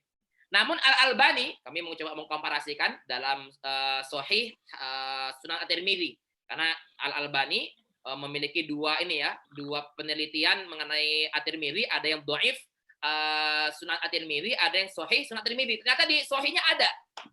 Namun Al-Albani memiliki kajian berbeda. Sebagaimana yang ditulis dalam Sahih Sunan At-Tirmizi, status hadis ini sahih. Jadi sesuai dengan statement Ahmad bin Al-Arnaud, sahih li ghairi, bahkan oleh Az-Zahabi mutawatir, bukan lagi sekedar sahih. Studi tekstual hadis. Pertama khum, ya dengan dhamma kha dan mim bertasydid, jadi bukan khum. Merupakan ghadir, anak sungai atau sungai mini. Sebenarnya sungai kecil ya, kita pakai bahasa yang ini sungai mini yang terletak 3 mil jauhnya dari Al-Juhfah. Saya membaca di Al-Minhaj Syarah Imam Nawawi, tulisannya salah Amyar bin Al-Hasanah. Saya kurang puas kok Al-Hasanah ya. Ketika saya cek yang tadi Al-Arnaud, ternyata ketikannya Al-Juhfah.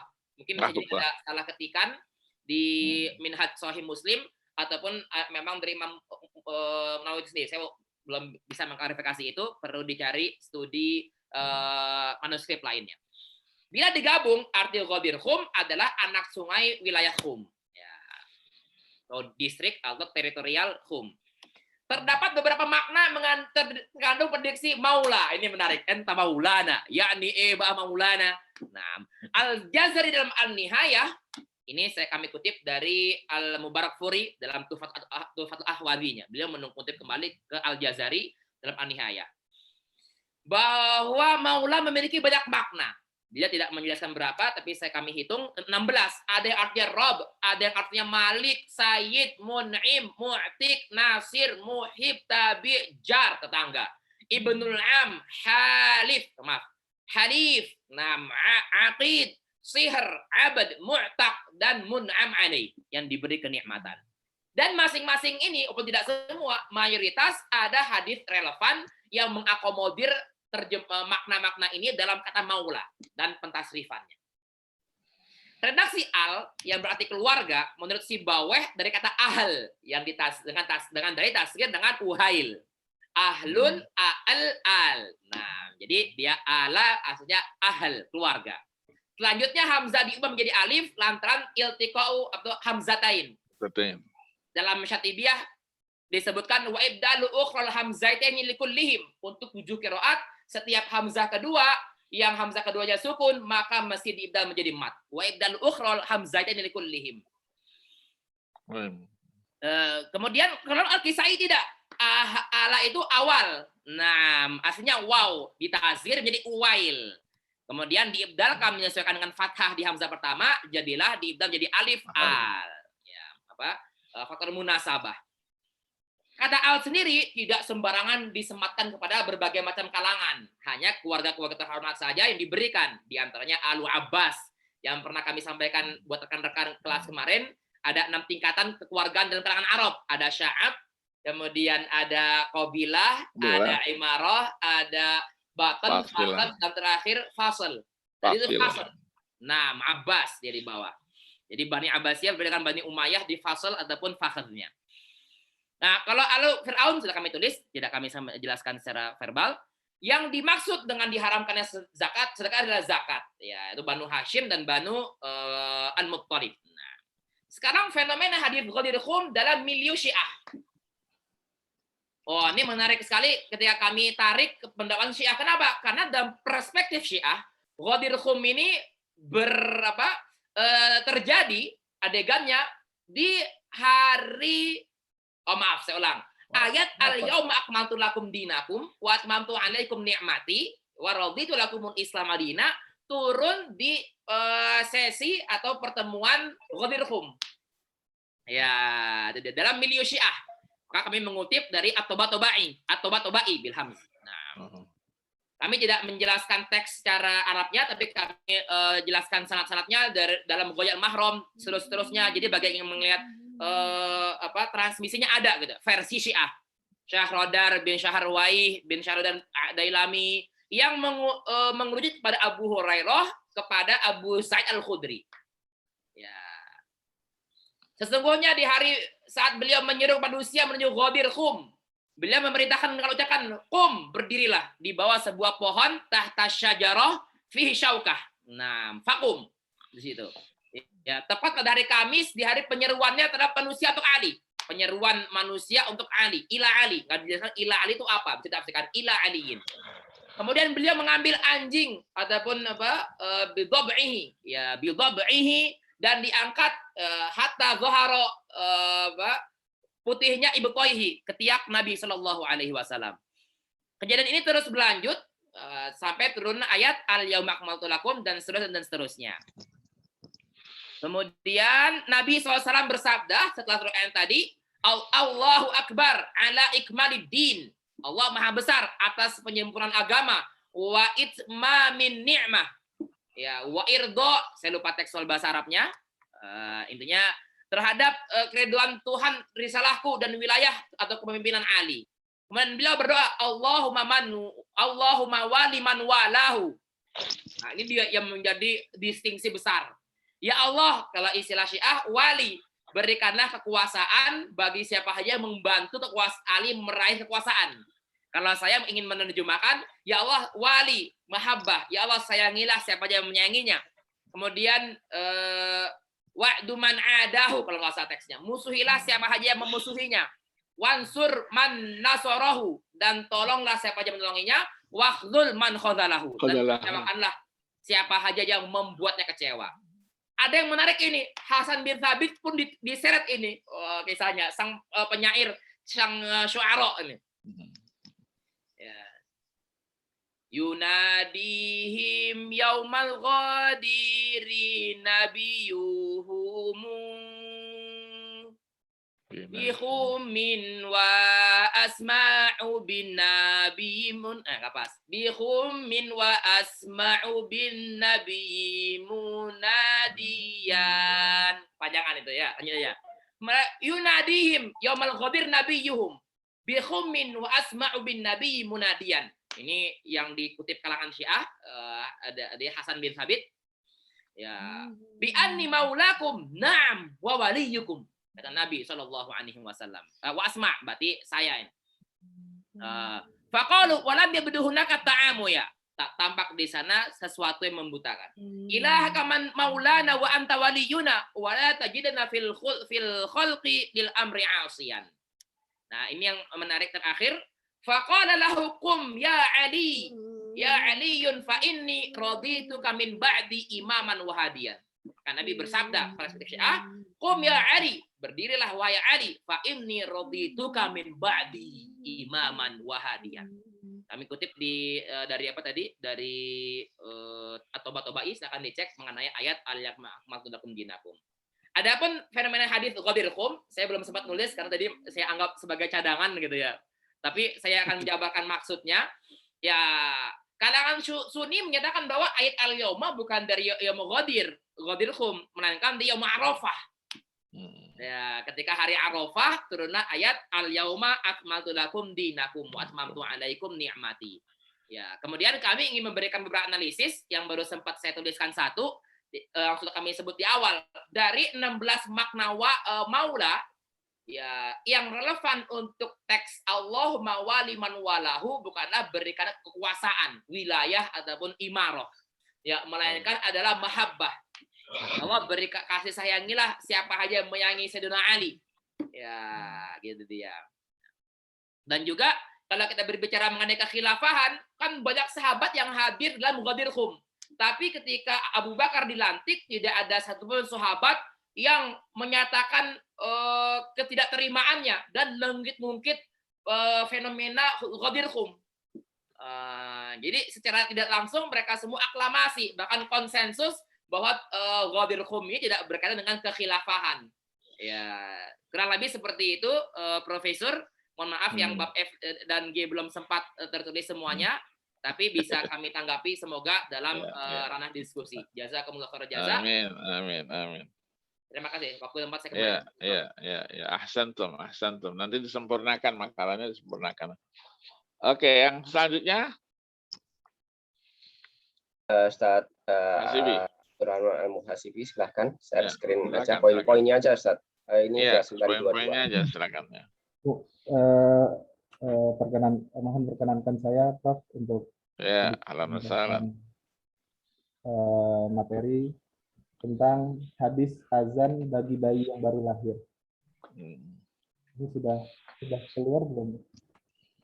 Ini saya belum selesai dalam mengumpulkan materi, namun semoga apa yang saya sampaikan ini bisa menjadi bahan pembahasan kita pada pagi hari ini.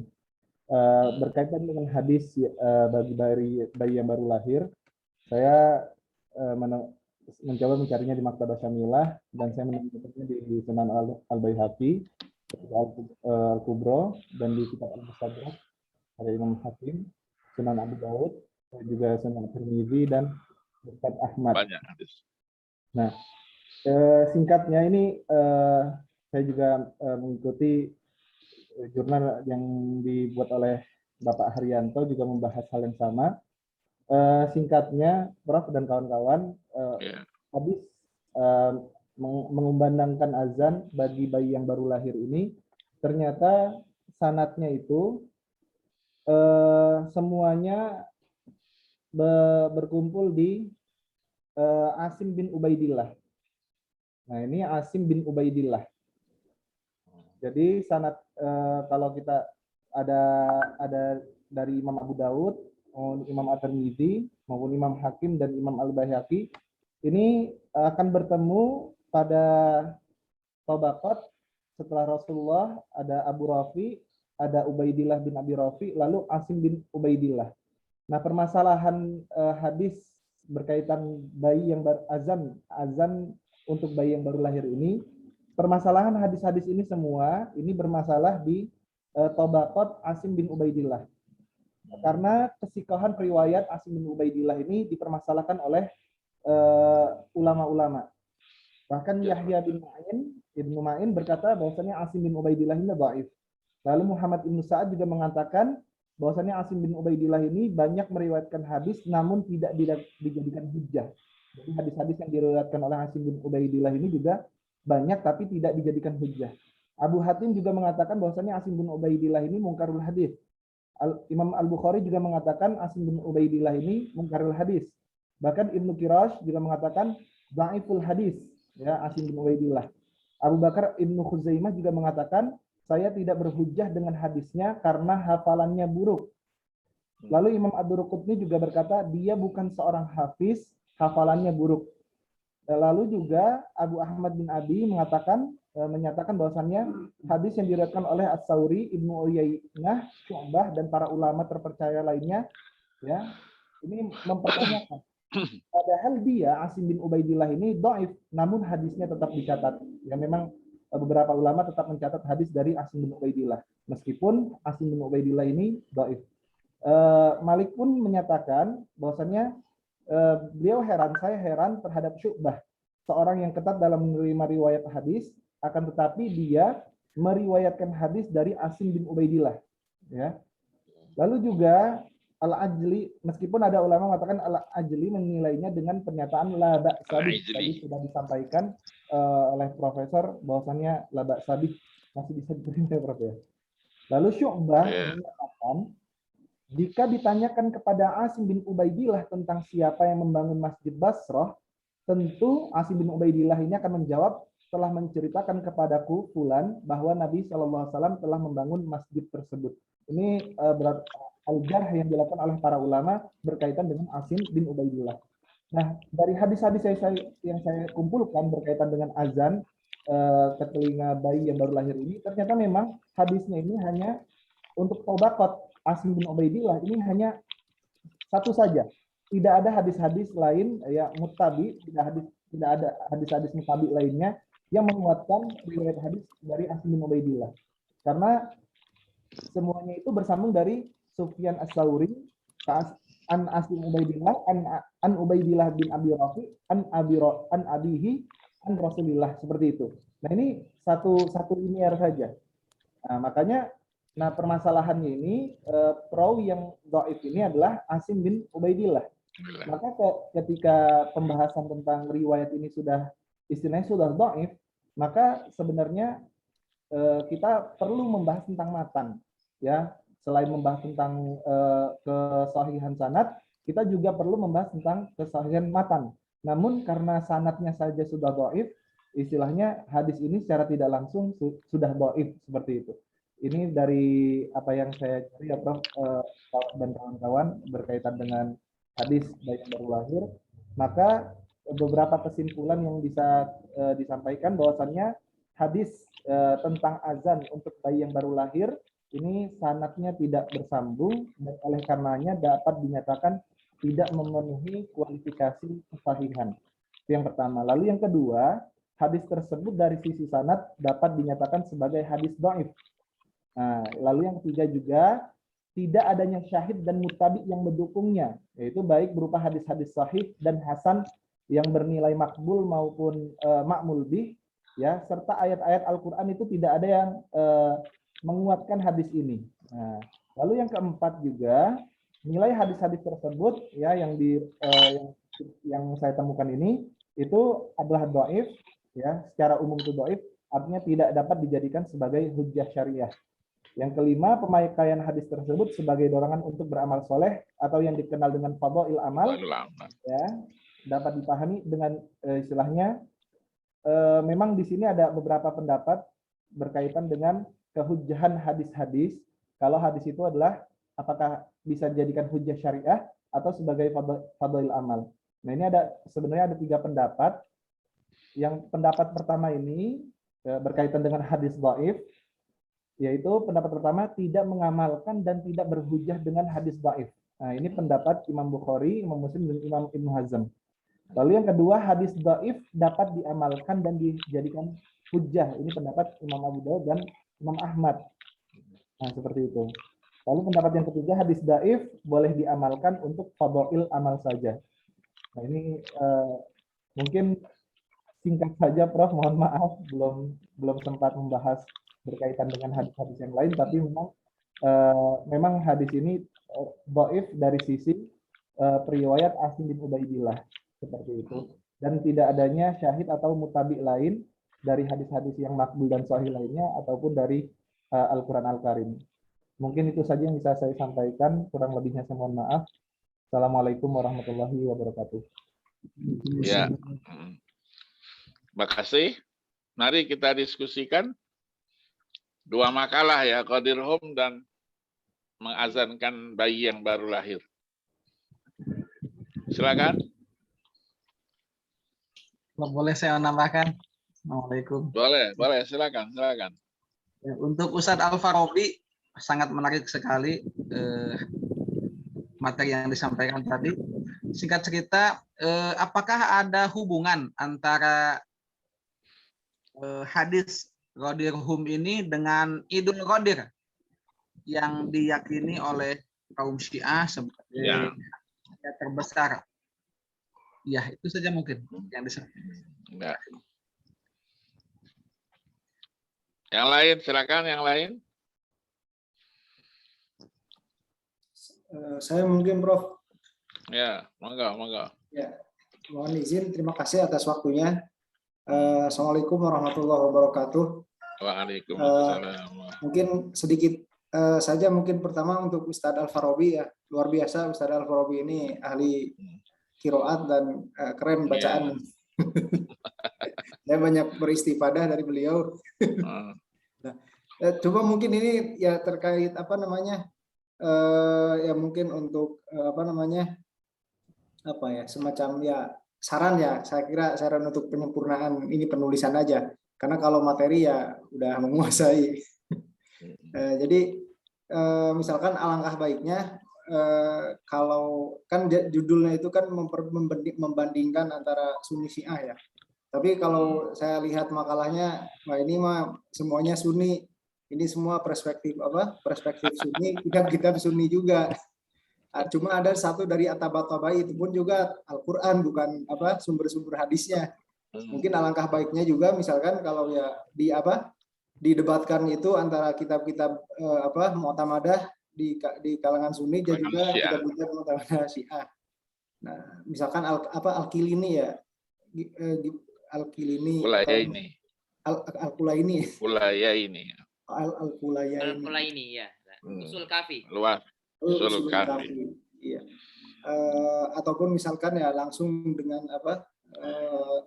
Kashful Asror ya, karangan Pak Humaini, dan juga ada juga tuh termasuk dalam wilayatul faqih juga dibahas itu. Iya. Sehingga mungkin kita akan melihat ini perdebatannya itu seimbang. Nah, kemudian yang ya cuma saran aja mungkin untuk terkait dengan penyimpulan.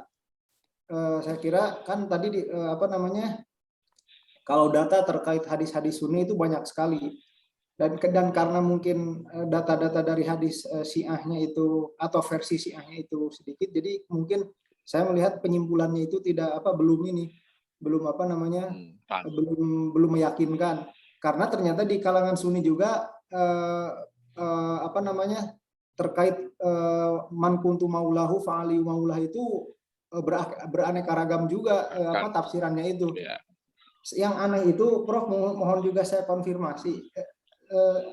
Badi'ul Zaman Said Nursi dalam bukunya Al-Mu'jizat Al-Ahmadiyah, dia itu menyimpulkan sebenarnya Rasulullah itu menginginkan Sayyidina Ali menjadi suksesornya. Sehingga misalkan tetapi kemudian Allah tidak menghendakinya sehingga mengurungkan niatnya. Mungkin saya lihat ada korelasinya dengan hadis yang oleh kalangan Syiah itu dijadikan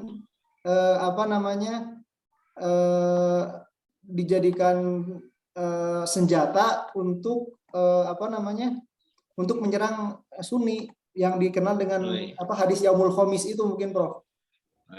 Yaumul Khamis, bahwa ketika Nabi hendak wafat, hendak menyampaikan suatu wasiat, Umar kemudian dalam tanda petik digambarkan mengganggu gitu kan. Nah, mungkin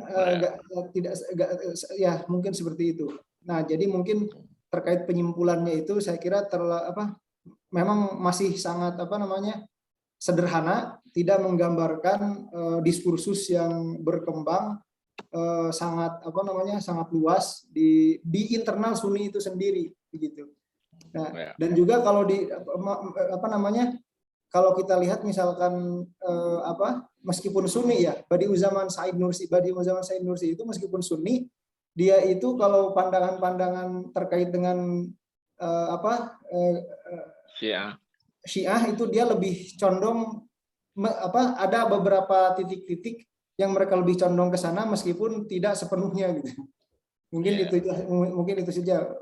Lip-lap. Ya, oke. Terima kasih, Pak. Ada lagi? Kalau enggak langsung ditanggapi aja. Nanti kita sempurnakan makalah. Baik, Prof. Terima kasih atas waktunya.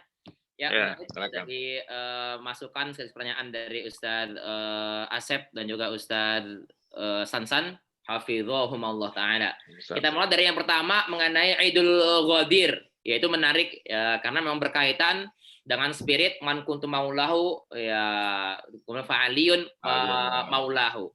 Bisa ditarik kesimpulan seperti itu. Nah, sependek pengalaman kami ya, karena saya sendiri kalau mau boleh curhat ya, baru tahu Syiah itu ataupun mengkaji Syiah karena saya menemukan titik relevansi dengan ilmu qiraat yang saya ingin jadikan disertasi di S3 ini. Sehingga banyak hal yang juga baru tahu sambil baca juga. Tapi kalau karena itulah literatur saya yang membahas mengenai Syiah masih minim, walaupun ada beberapa, di antara Ushul Kafi juga. Saya nggak temu. Kalau Al-Bayan, Al-Khu'i saya menemukan, tapi kemarin saya jelaskan materi itu di Qaidah Tafsir. Ya, saya sedikit menyampaikan juga. Sini langsung nyambung ke Sansan tadi ya. Tadi berkaitan dengan penafsiran, yang mana syarat untuk menafsirkan ayat Al-Quran versi Syiah itu ada 3. Ya, di antaranya mesti konsultasi atau di ACC oleh al-imam atau al-ma'sumin. Kalau ma'sumin, karena dalam Al-Khu'i menafsirkan bahwasanya ma'sumin ini ditarik kepada hadis Tsaqalain tadi. Yang ghadirhum juga, yaitu apa? Tsaqalaini wa ahlu baiti. Jadi penafsiran ahlu Syiah dalam perspektif Al-Khu'i di Al-Bayannya bahwasanya penafsiran mesti terscreening atau terverifikasi oleh para ma'sumin. Itu tadi 12. ya, dengan 12 itu diantaranya. Kemudian tadi kembali kepada Ustadz Asep mengenai Aidul Ghadir. Kalau saya pribadi melihat dari penafsiran Ibnu Katsir Ad-Dimashqi, ya dari segi ini, itu kan memang terjadi fenomena itu di 18 Dzulhijjah. 18 Dzulhijjah sebagaimana yang disebutkan oleh Abu Sa'id Al-Khudri. Dan itu benar memang ketika dicek juga kalau di googling memang dia 18 Dzulhijjah. Ya, jadi Aidul Ghadir 18 Dzulhijjah, kemudian di dalam tafsir Ibnu Katsir juga termaktub 18 Dzulhijjah. Nyatanya saya kok kesini malah melihat lebih kepada fenomena tafsir ya, karena memang mungkin background saya di bidang ulumul Quran gitu, maaf Prof. Jadi ketika melihat tafsirnya tadi mengenai Akmal al-Yauma, malah konsen saya ke situ. Gitu ya. Jadi pengklaiman kalangan Syiah bahwasanya ketika Yaumul Ghadir, ketika saya cek di Ibnu Katsir, ternyata al-Yauma akmaltu lakum ada tiga versi dari segi iklim ataupun iklim turunnya ayat. Yang pertama fi masiratihi ila hajatul wada. Dalam perjalanan untuk haji terakhir, haji wada. Yang kedua tadi Ghadirhum 18 Dzulhijjah yang diriwayatkan oleh Abu Sa'id Al-Khudri. Tapi kata beliau, karena versi Ibnu Katsir ya, baik. Kalau saya pribadi memang seperti itu, walaupun kita harus dua arah memang. Bali shawabul ladzi la syakka fi, gitu ya. Alladzi la syakka fi, kata beliau, itu annaha unzilat yauma Arafah wa kana yaumu Jumu'ah. Nah, ini menarik. Dalam persepsi orang Syiah itu hari Kamis, dalam persepsi orang Islam itu hari Jumat. Bahkan ada persepsi lain atau bari hari Senin. Kalau saya tambah dikit ya, ini biar tambahin sedikit, tapi itu dikritisi oleh Ibnu Katsir. Kenapa? Itu isnad asarul gharib, isnad dhaif. Apa itu? Saya coba tambah dikit. Dari Ibnu Abbas. Ya, bukan Tobari, Tobroni, maaf. Ibnu Jarir. Walidan nabiyukum sallallahu alaihi wasallam yaumul itsnin wa kharaja min Makkah yaumul itsnin wa dakhala Madinah yaumul itsnin wa fataha Badran yaumul itsnin wa unzilat surat Al-Maidah yaumul itsnin. Jadi kalau bicara hari ada 3 itu. Versi At-Tabarani Senin, versi Syiah Kamis, versi Ibnu Katsir Ad-Dimashqi yang lebih valid kata beliau itu hari Jumat. Mungkin seperti itu. Jadi saya lebih melihat kepada penafsiran seputar Ghadirhumnya. Adapun anta maulahu itu memang menarik. Maka tadi saya memberikan kesimpulan ataupun analisis saya pribadi, karena kenapa saya mengambil kata maulahu itu bukan pemimpin, karena redaksinya pasti seperti itu. Maksudnya apa? Tadi saya tidak mengutip bahasa Arabnya ya, saya kutip Allahumma man wali man walahu. Itu pertama, saat doa Nabi SAW dalam Toba-Tobai. Yang kedua, wa'ada atau wa'du man adahu. Itu kan nggak mungkin apa? Ya Allah berikanlah kepemimpinan buat Sayyidina Ali, kemudian wa'du, musuhilah lawan-lawannya. Pun bisa juga seperti itu ya. Tapi kalau saya lihat tadi. Kemudian yang ketiga wansur, berilah pertolongan. Dan nanti walaupun begitu juga, namanya juga 16 makna, tentu akan selalu ada multi tafsir. Maula itu seperti apa? Bahkan kalau dalam kitab lain ada 20-an makna, tapi yang saya temui itu 16 kurang lebih. Ya, selebihnya terima kasih Ustaz, karena memang ya baik. Terima kasih. Ya, ahsan. Iya, kalau ingin mendalami buku-buku Syiah, ya kebetulan ada di perpustakaan pasca sarjana.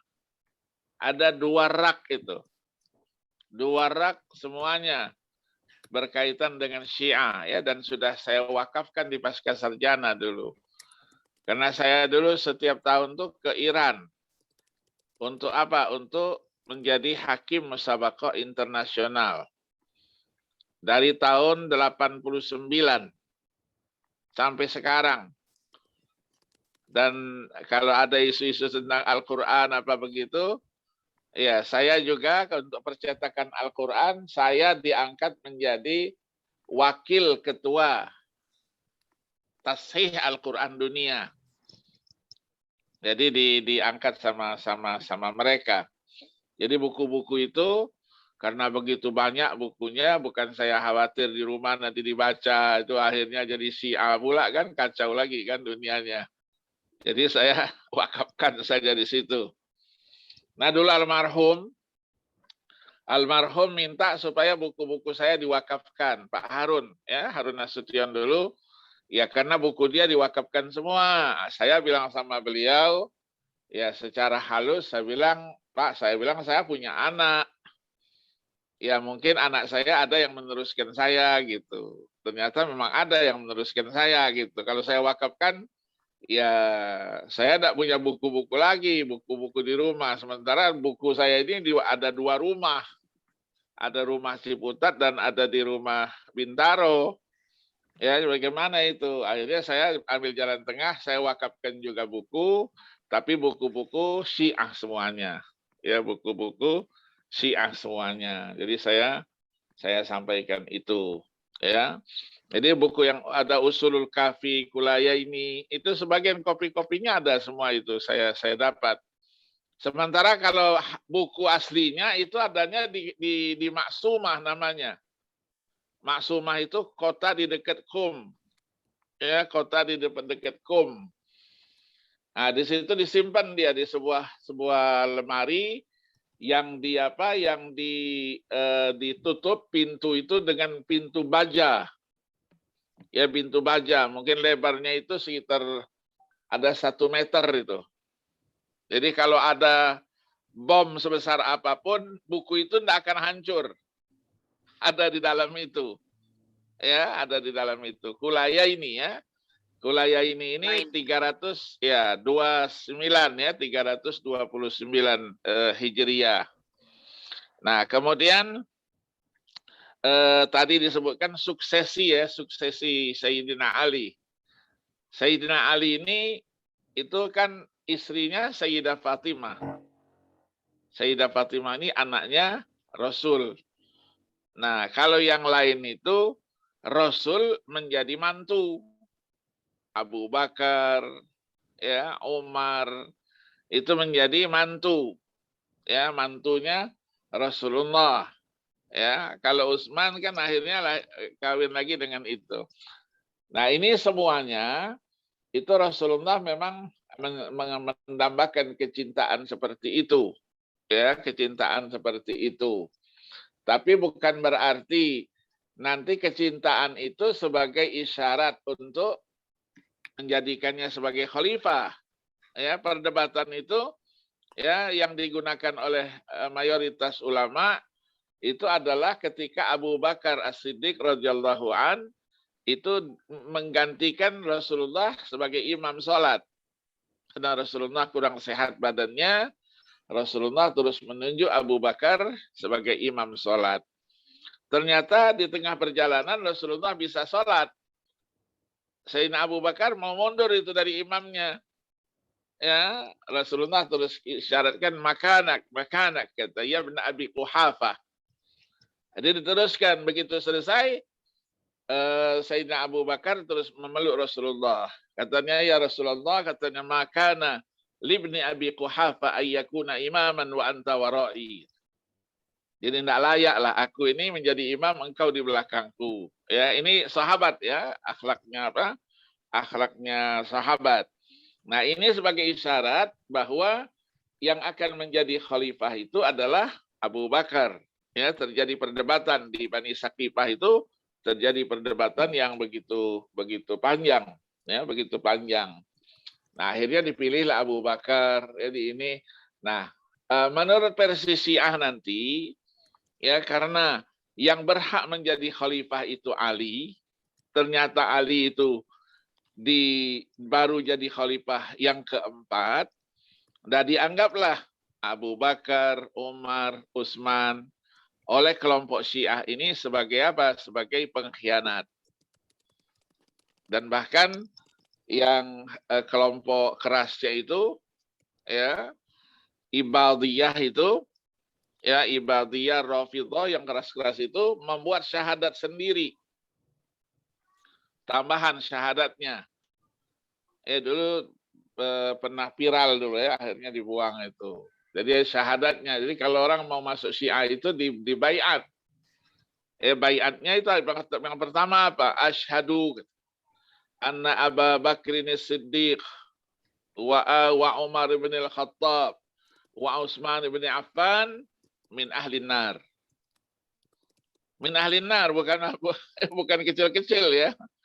Terus yang keduanya asyhadu anna Aisyah binti Abi Bakrin Siddiq wa Hafsah binti Umar bin Al-Khattab min ahli nar. Min ahli nar. Ya, nah, di sini ini kalau kita berbicara hadis, maka kelompok Syiah itu dimasukkan oleh ahli hadis itu di dalam kelompok apa? Ahlul ahwa wal bidah. Ahlul ahwa wal bidah. Jadi sudah tidak rasional lagi. Karena hawa nafsu yang dikedepankan. Ya, dikedepankan. Nanti hadis sahih itu bagaimana? Apabila diriwayatkan oleh ahlul bait. Kalau ahlul bait meriwayatkan di kitab yang lain, tidak diterima. Walaupun sahih Bukhari.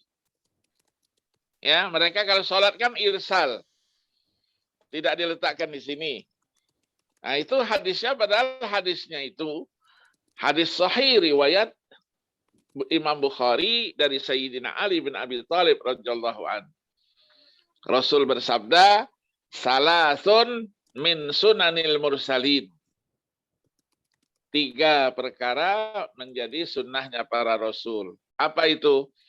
Ta'jilul futur, wa ta'khirus sahur, wa wad'ul yumna 'alal yusra fis shalah. Jadi meletakkan tangan kanan, nah sementara mereka irsal. Kenapa? Karena hadis itu adanya di dalam Sahih Bukhari. Sahih Bukhari tidak dianggap sebagai kitab yang mu'tamad. Ya, nah perdebatan tadi itu. Tadi al-yauma ditafsirkan ya menurut versinya mereka, al-yauma itu adalah ya yang maksudnya ghadirhum tadi itu. Padahal al-yauma itu kan diturunkan di padang Arafah. Ya, tidak ada hubungannya dengan yang man kuntu maula fa aliyun maula, itu tidak ada hubungannya sama sekali. Ya. Nah, kemudian untuk apa? Untuk yang ini tadi al-yauma akmaltu lakum, ya, itu menjadi diskusi panjang ya, dan disebutkan Allahu Akbar ya di ala ismamiddin dan seterusnya. Nah, sekarang ada kasus baru ya, Abdul Syakur ya, ngikutin ya. Ngikutin Abdul Syakur. Lihat Prof, ininya pidato yang di Polri-nya, lihat Prof. Iya, katanya agama Islam ini belum sempurna. Ya, nah ini kaitan dengan Syiah tadi itu. Sayyidah Fatimah itu meninggalnya kena kejepit pintu. Ini kalau didengar orang Syiah, habis itu. Ya, masa Siti Fatimah meninggalnya kena dijepit pintu. Meninggal dia. Ya. Ini yang pemikir-pemikir kontemporer ya. Hati-hati gitu. Ya, hati-hati. Nah, kemudian di dalam apa? Di dalam tulisan tadi juga ada Al-Juhfah ya. Al-Juhfah ini miqat ya, miqat ahli Mesir dan sekitarnya. Juhfah ya, kalau di Madinah namanya Zulhulaifah. Ya, Zulhulaifah. Kalau yang arah dari Riyadh namanya As-Sailul Kabir. Dari Yaman itu istilahnya Yalamlam dan seterusnya yang biasa kita kenal dengan apa? Dengan miqat ya. Miqat. Tadi ada beberapa tokoh tadi itu ya yang disampaikan oleh Ustaz Muhasibi tadi ada Abu Hatim. Jadi Abu Hatim ini ayah, anaknya Ibnu Abi Hatim. Ya, ini mufassir muhaddis. Ya, kedua-duanya tokoh. Jadi kalau Abu Hatim itu 276. Ya, sama dengan meninggalnya Ibnu Qutaibah Ad-Dinawari. Kalau Ibnu Abi Hatim yang punya buku Al-Jarh wa Ta'dil yang 9 jilid itu 327 ya, meninggalnya 300. Nah, terus tadi itu disebut Al-Ajali ya. Yang benar itu bukan Al-Ajali tapi Al-Ijli. Al-Ijli. Ini tokoh Jarh wa Ta'dil juga. Meninggalnya 261 ya, 261. Bukunya namanya As-Siqat. Jadi kalau ada rawi hadis siqatun, cari di situ. Sama dengan Ibnu Hibban. Ya, punya buku juga As-Siqat. Ya, yang 9 apa? Yang 9 jilid. Tadi kalau dikatakan Nabi membangun masjid di Irak, tidak mungkin itu. Ya, karena Islam kan belum sampai ke sana. Ya, sudah sampai ke sana tapi pembangunan masjid ya belum dilakukan. Nah, bagaimana tadi yang menarik tadi juga Albani ya. Albani juga hati-hati kita. Jadi beliau ini tidak konsisten. Bukunya satu, tapi begitu ditakhrij nanti hadisnya sama, di satu buku sahih, di satu buku lain dhaif. Ya, ini. Saya sudah kasihkan dulu ada buku 6 jilid ya, At-Ta'rif namanya, karyanya Syekh Mahmud Said Mamduh. 6 jilid besar, bercerita tentang ketidakkonsistenan daripada Albani itu. Begitu juga Hasan As-Saqaf dari Yordan. Ya, bukunya At-Tanaqudat, ya, Tanaqudat Al-Albani, 3 jilid besar. Jadi dibuktikan dengan hasil penelitian mereka ya bahwa beliau itu tidak konsisten ya di dalam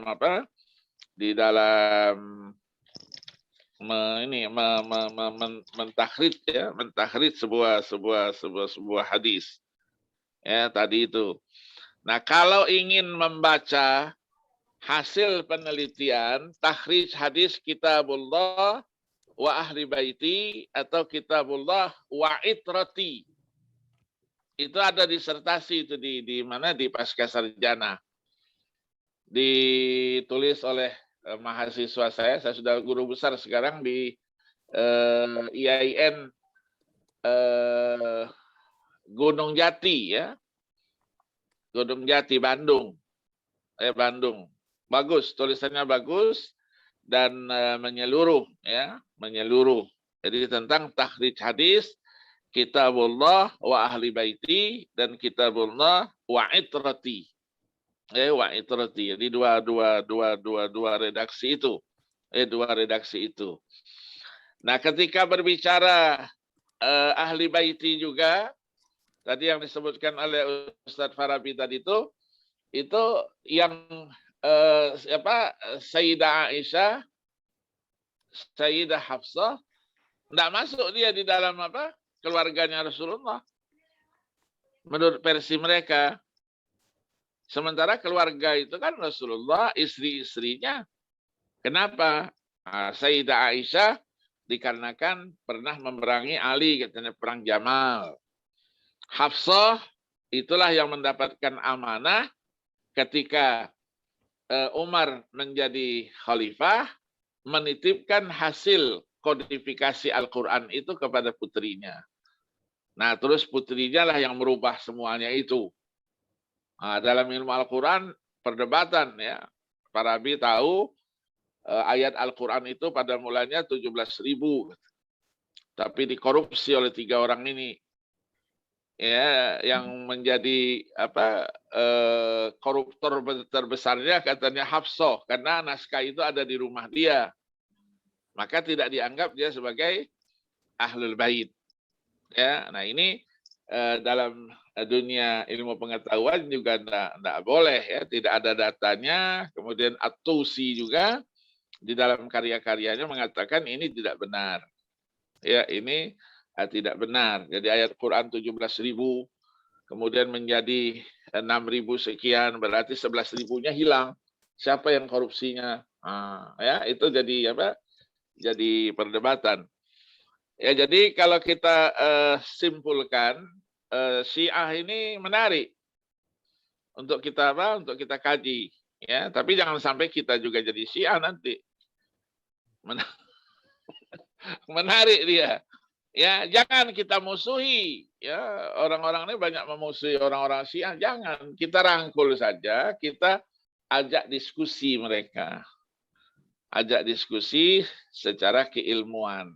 Ya, insya Allah mereka tahu ya akan kebenaran, kita doakan ya supaya mereka itu kembali ya, karena kalau sudah masuk Syiah aja muta'assibnya luar biasa ya, fanatismenya akan muncul ya, yang lain dianggapnya tidak benar, mereka saja yang benar ya, itu.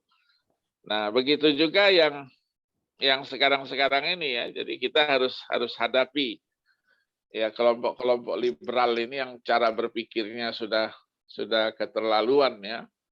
Nah, tahu munculnya dari mana itu, nggak ngerti kita. Abdul Syakur itu munculnya dari mana? Kita nggak pernah dengar namanya, atau muncul saja gitu kan?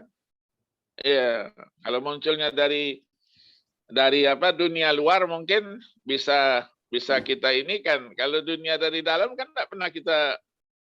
Ya, kalau dunia luar mungkin masuk dari mana, makhluk dari mana datangnya, wallahu a'lam. Ya, harus kita apa? Kita hati-hati ya, kita sadarkan ya. Kenapa itu dimunculkan? Wallahu a'lam. Ya, ini siasah ya, semuanya siasah.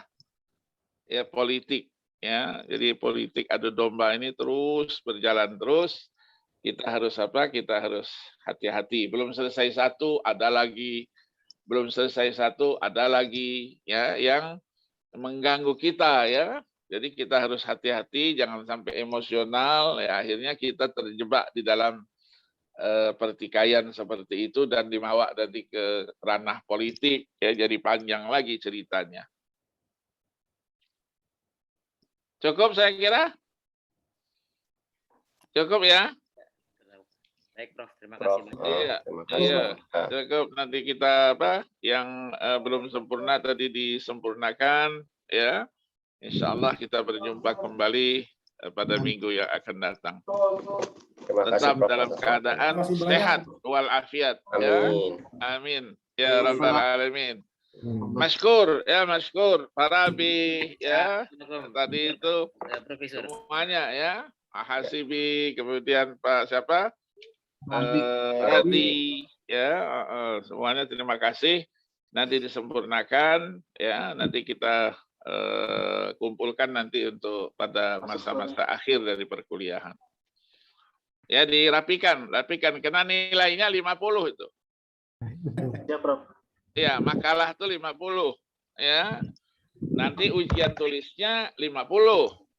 Digabung dia jadi 100. Nanti diperiksalah sama apa? Sama teman-teman kita yang lain ya, dosen-dosen itu masing-masing memberikan apa ininya ya. Mudah-mudahan semuanya berjalan dengan baik ya. Amin. Ya Rabbal Alamin. Ya, terima kasih. Ya, Assalamualaikum. Ya, assalamualaikum. Terima kasih, Prof. Terima kasih. Assalamualaikum. Terima kasih, Prof. Warahmatullahi. Iya, makasih ya. Prof, terima kasih. Terima kasih.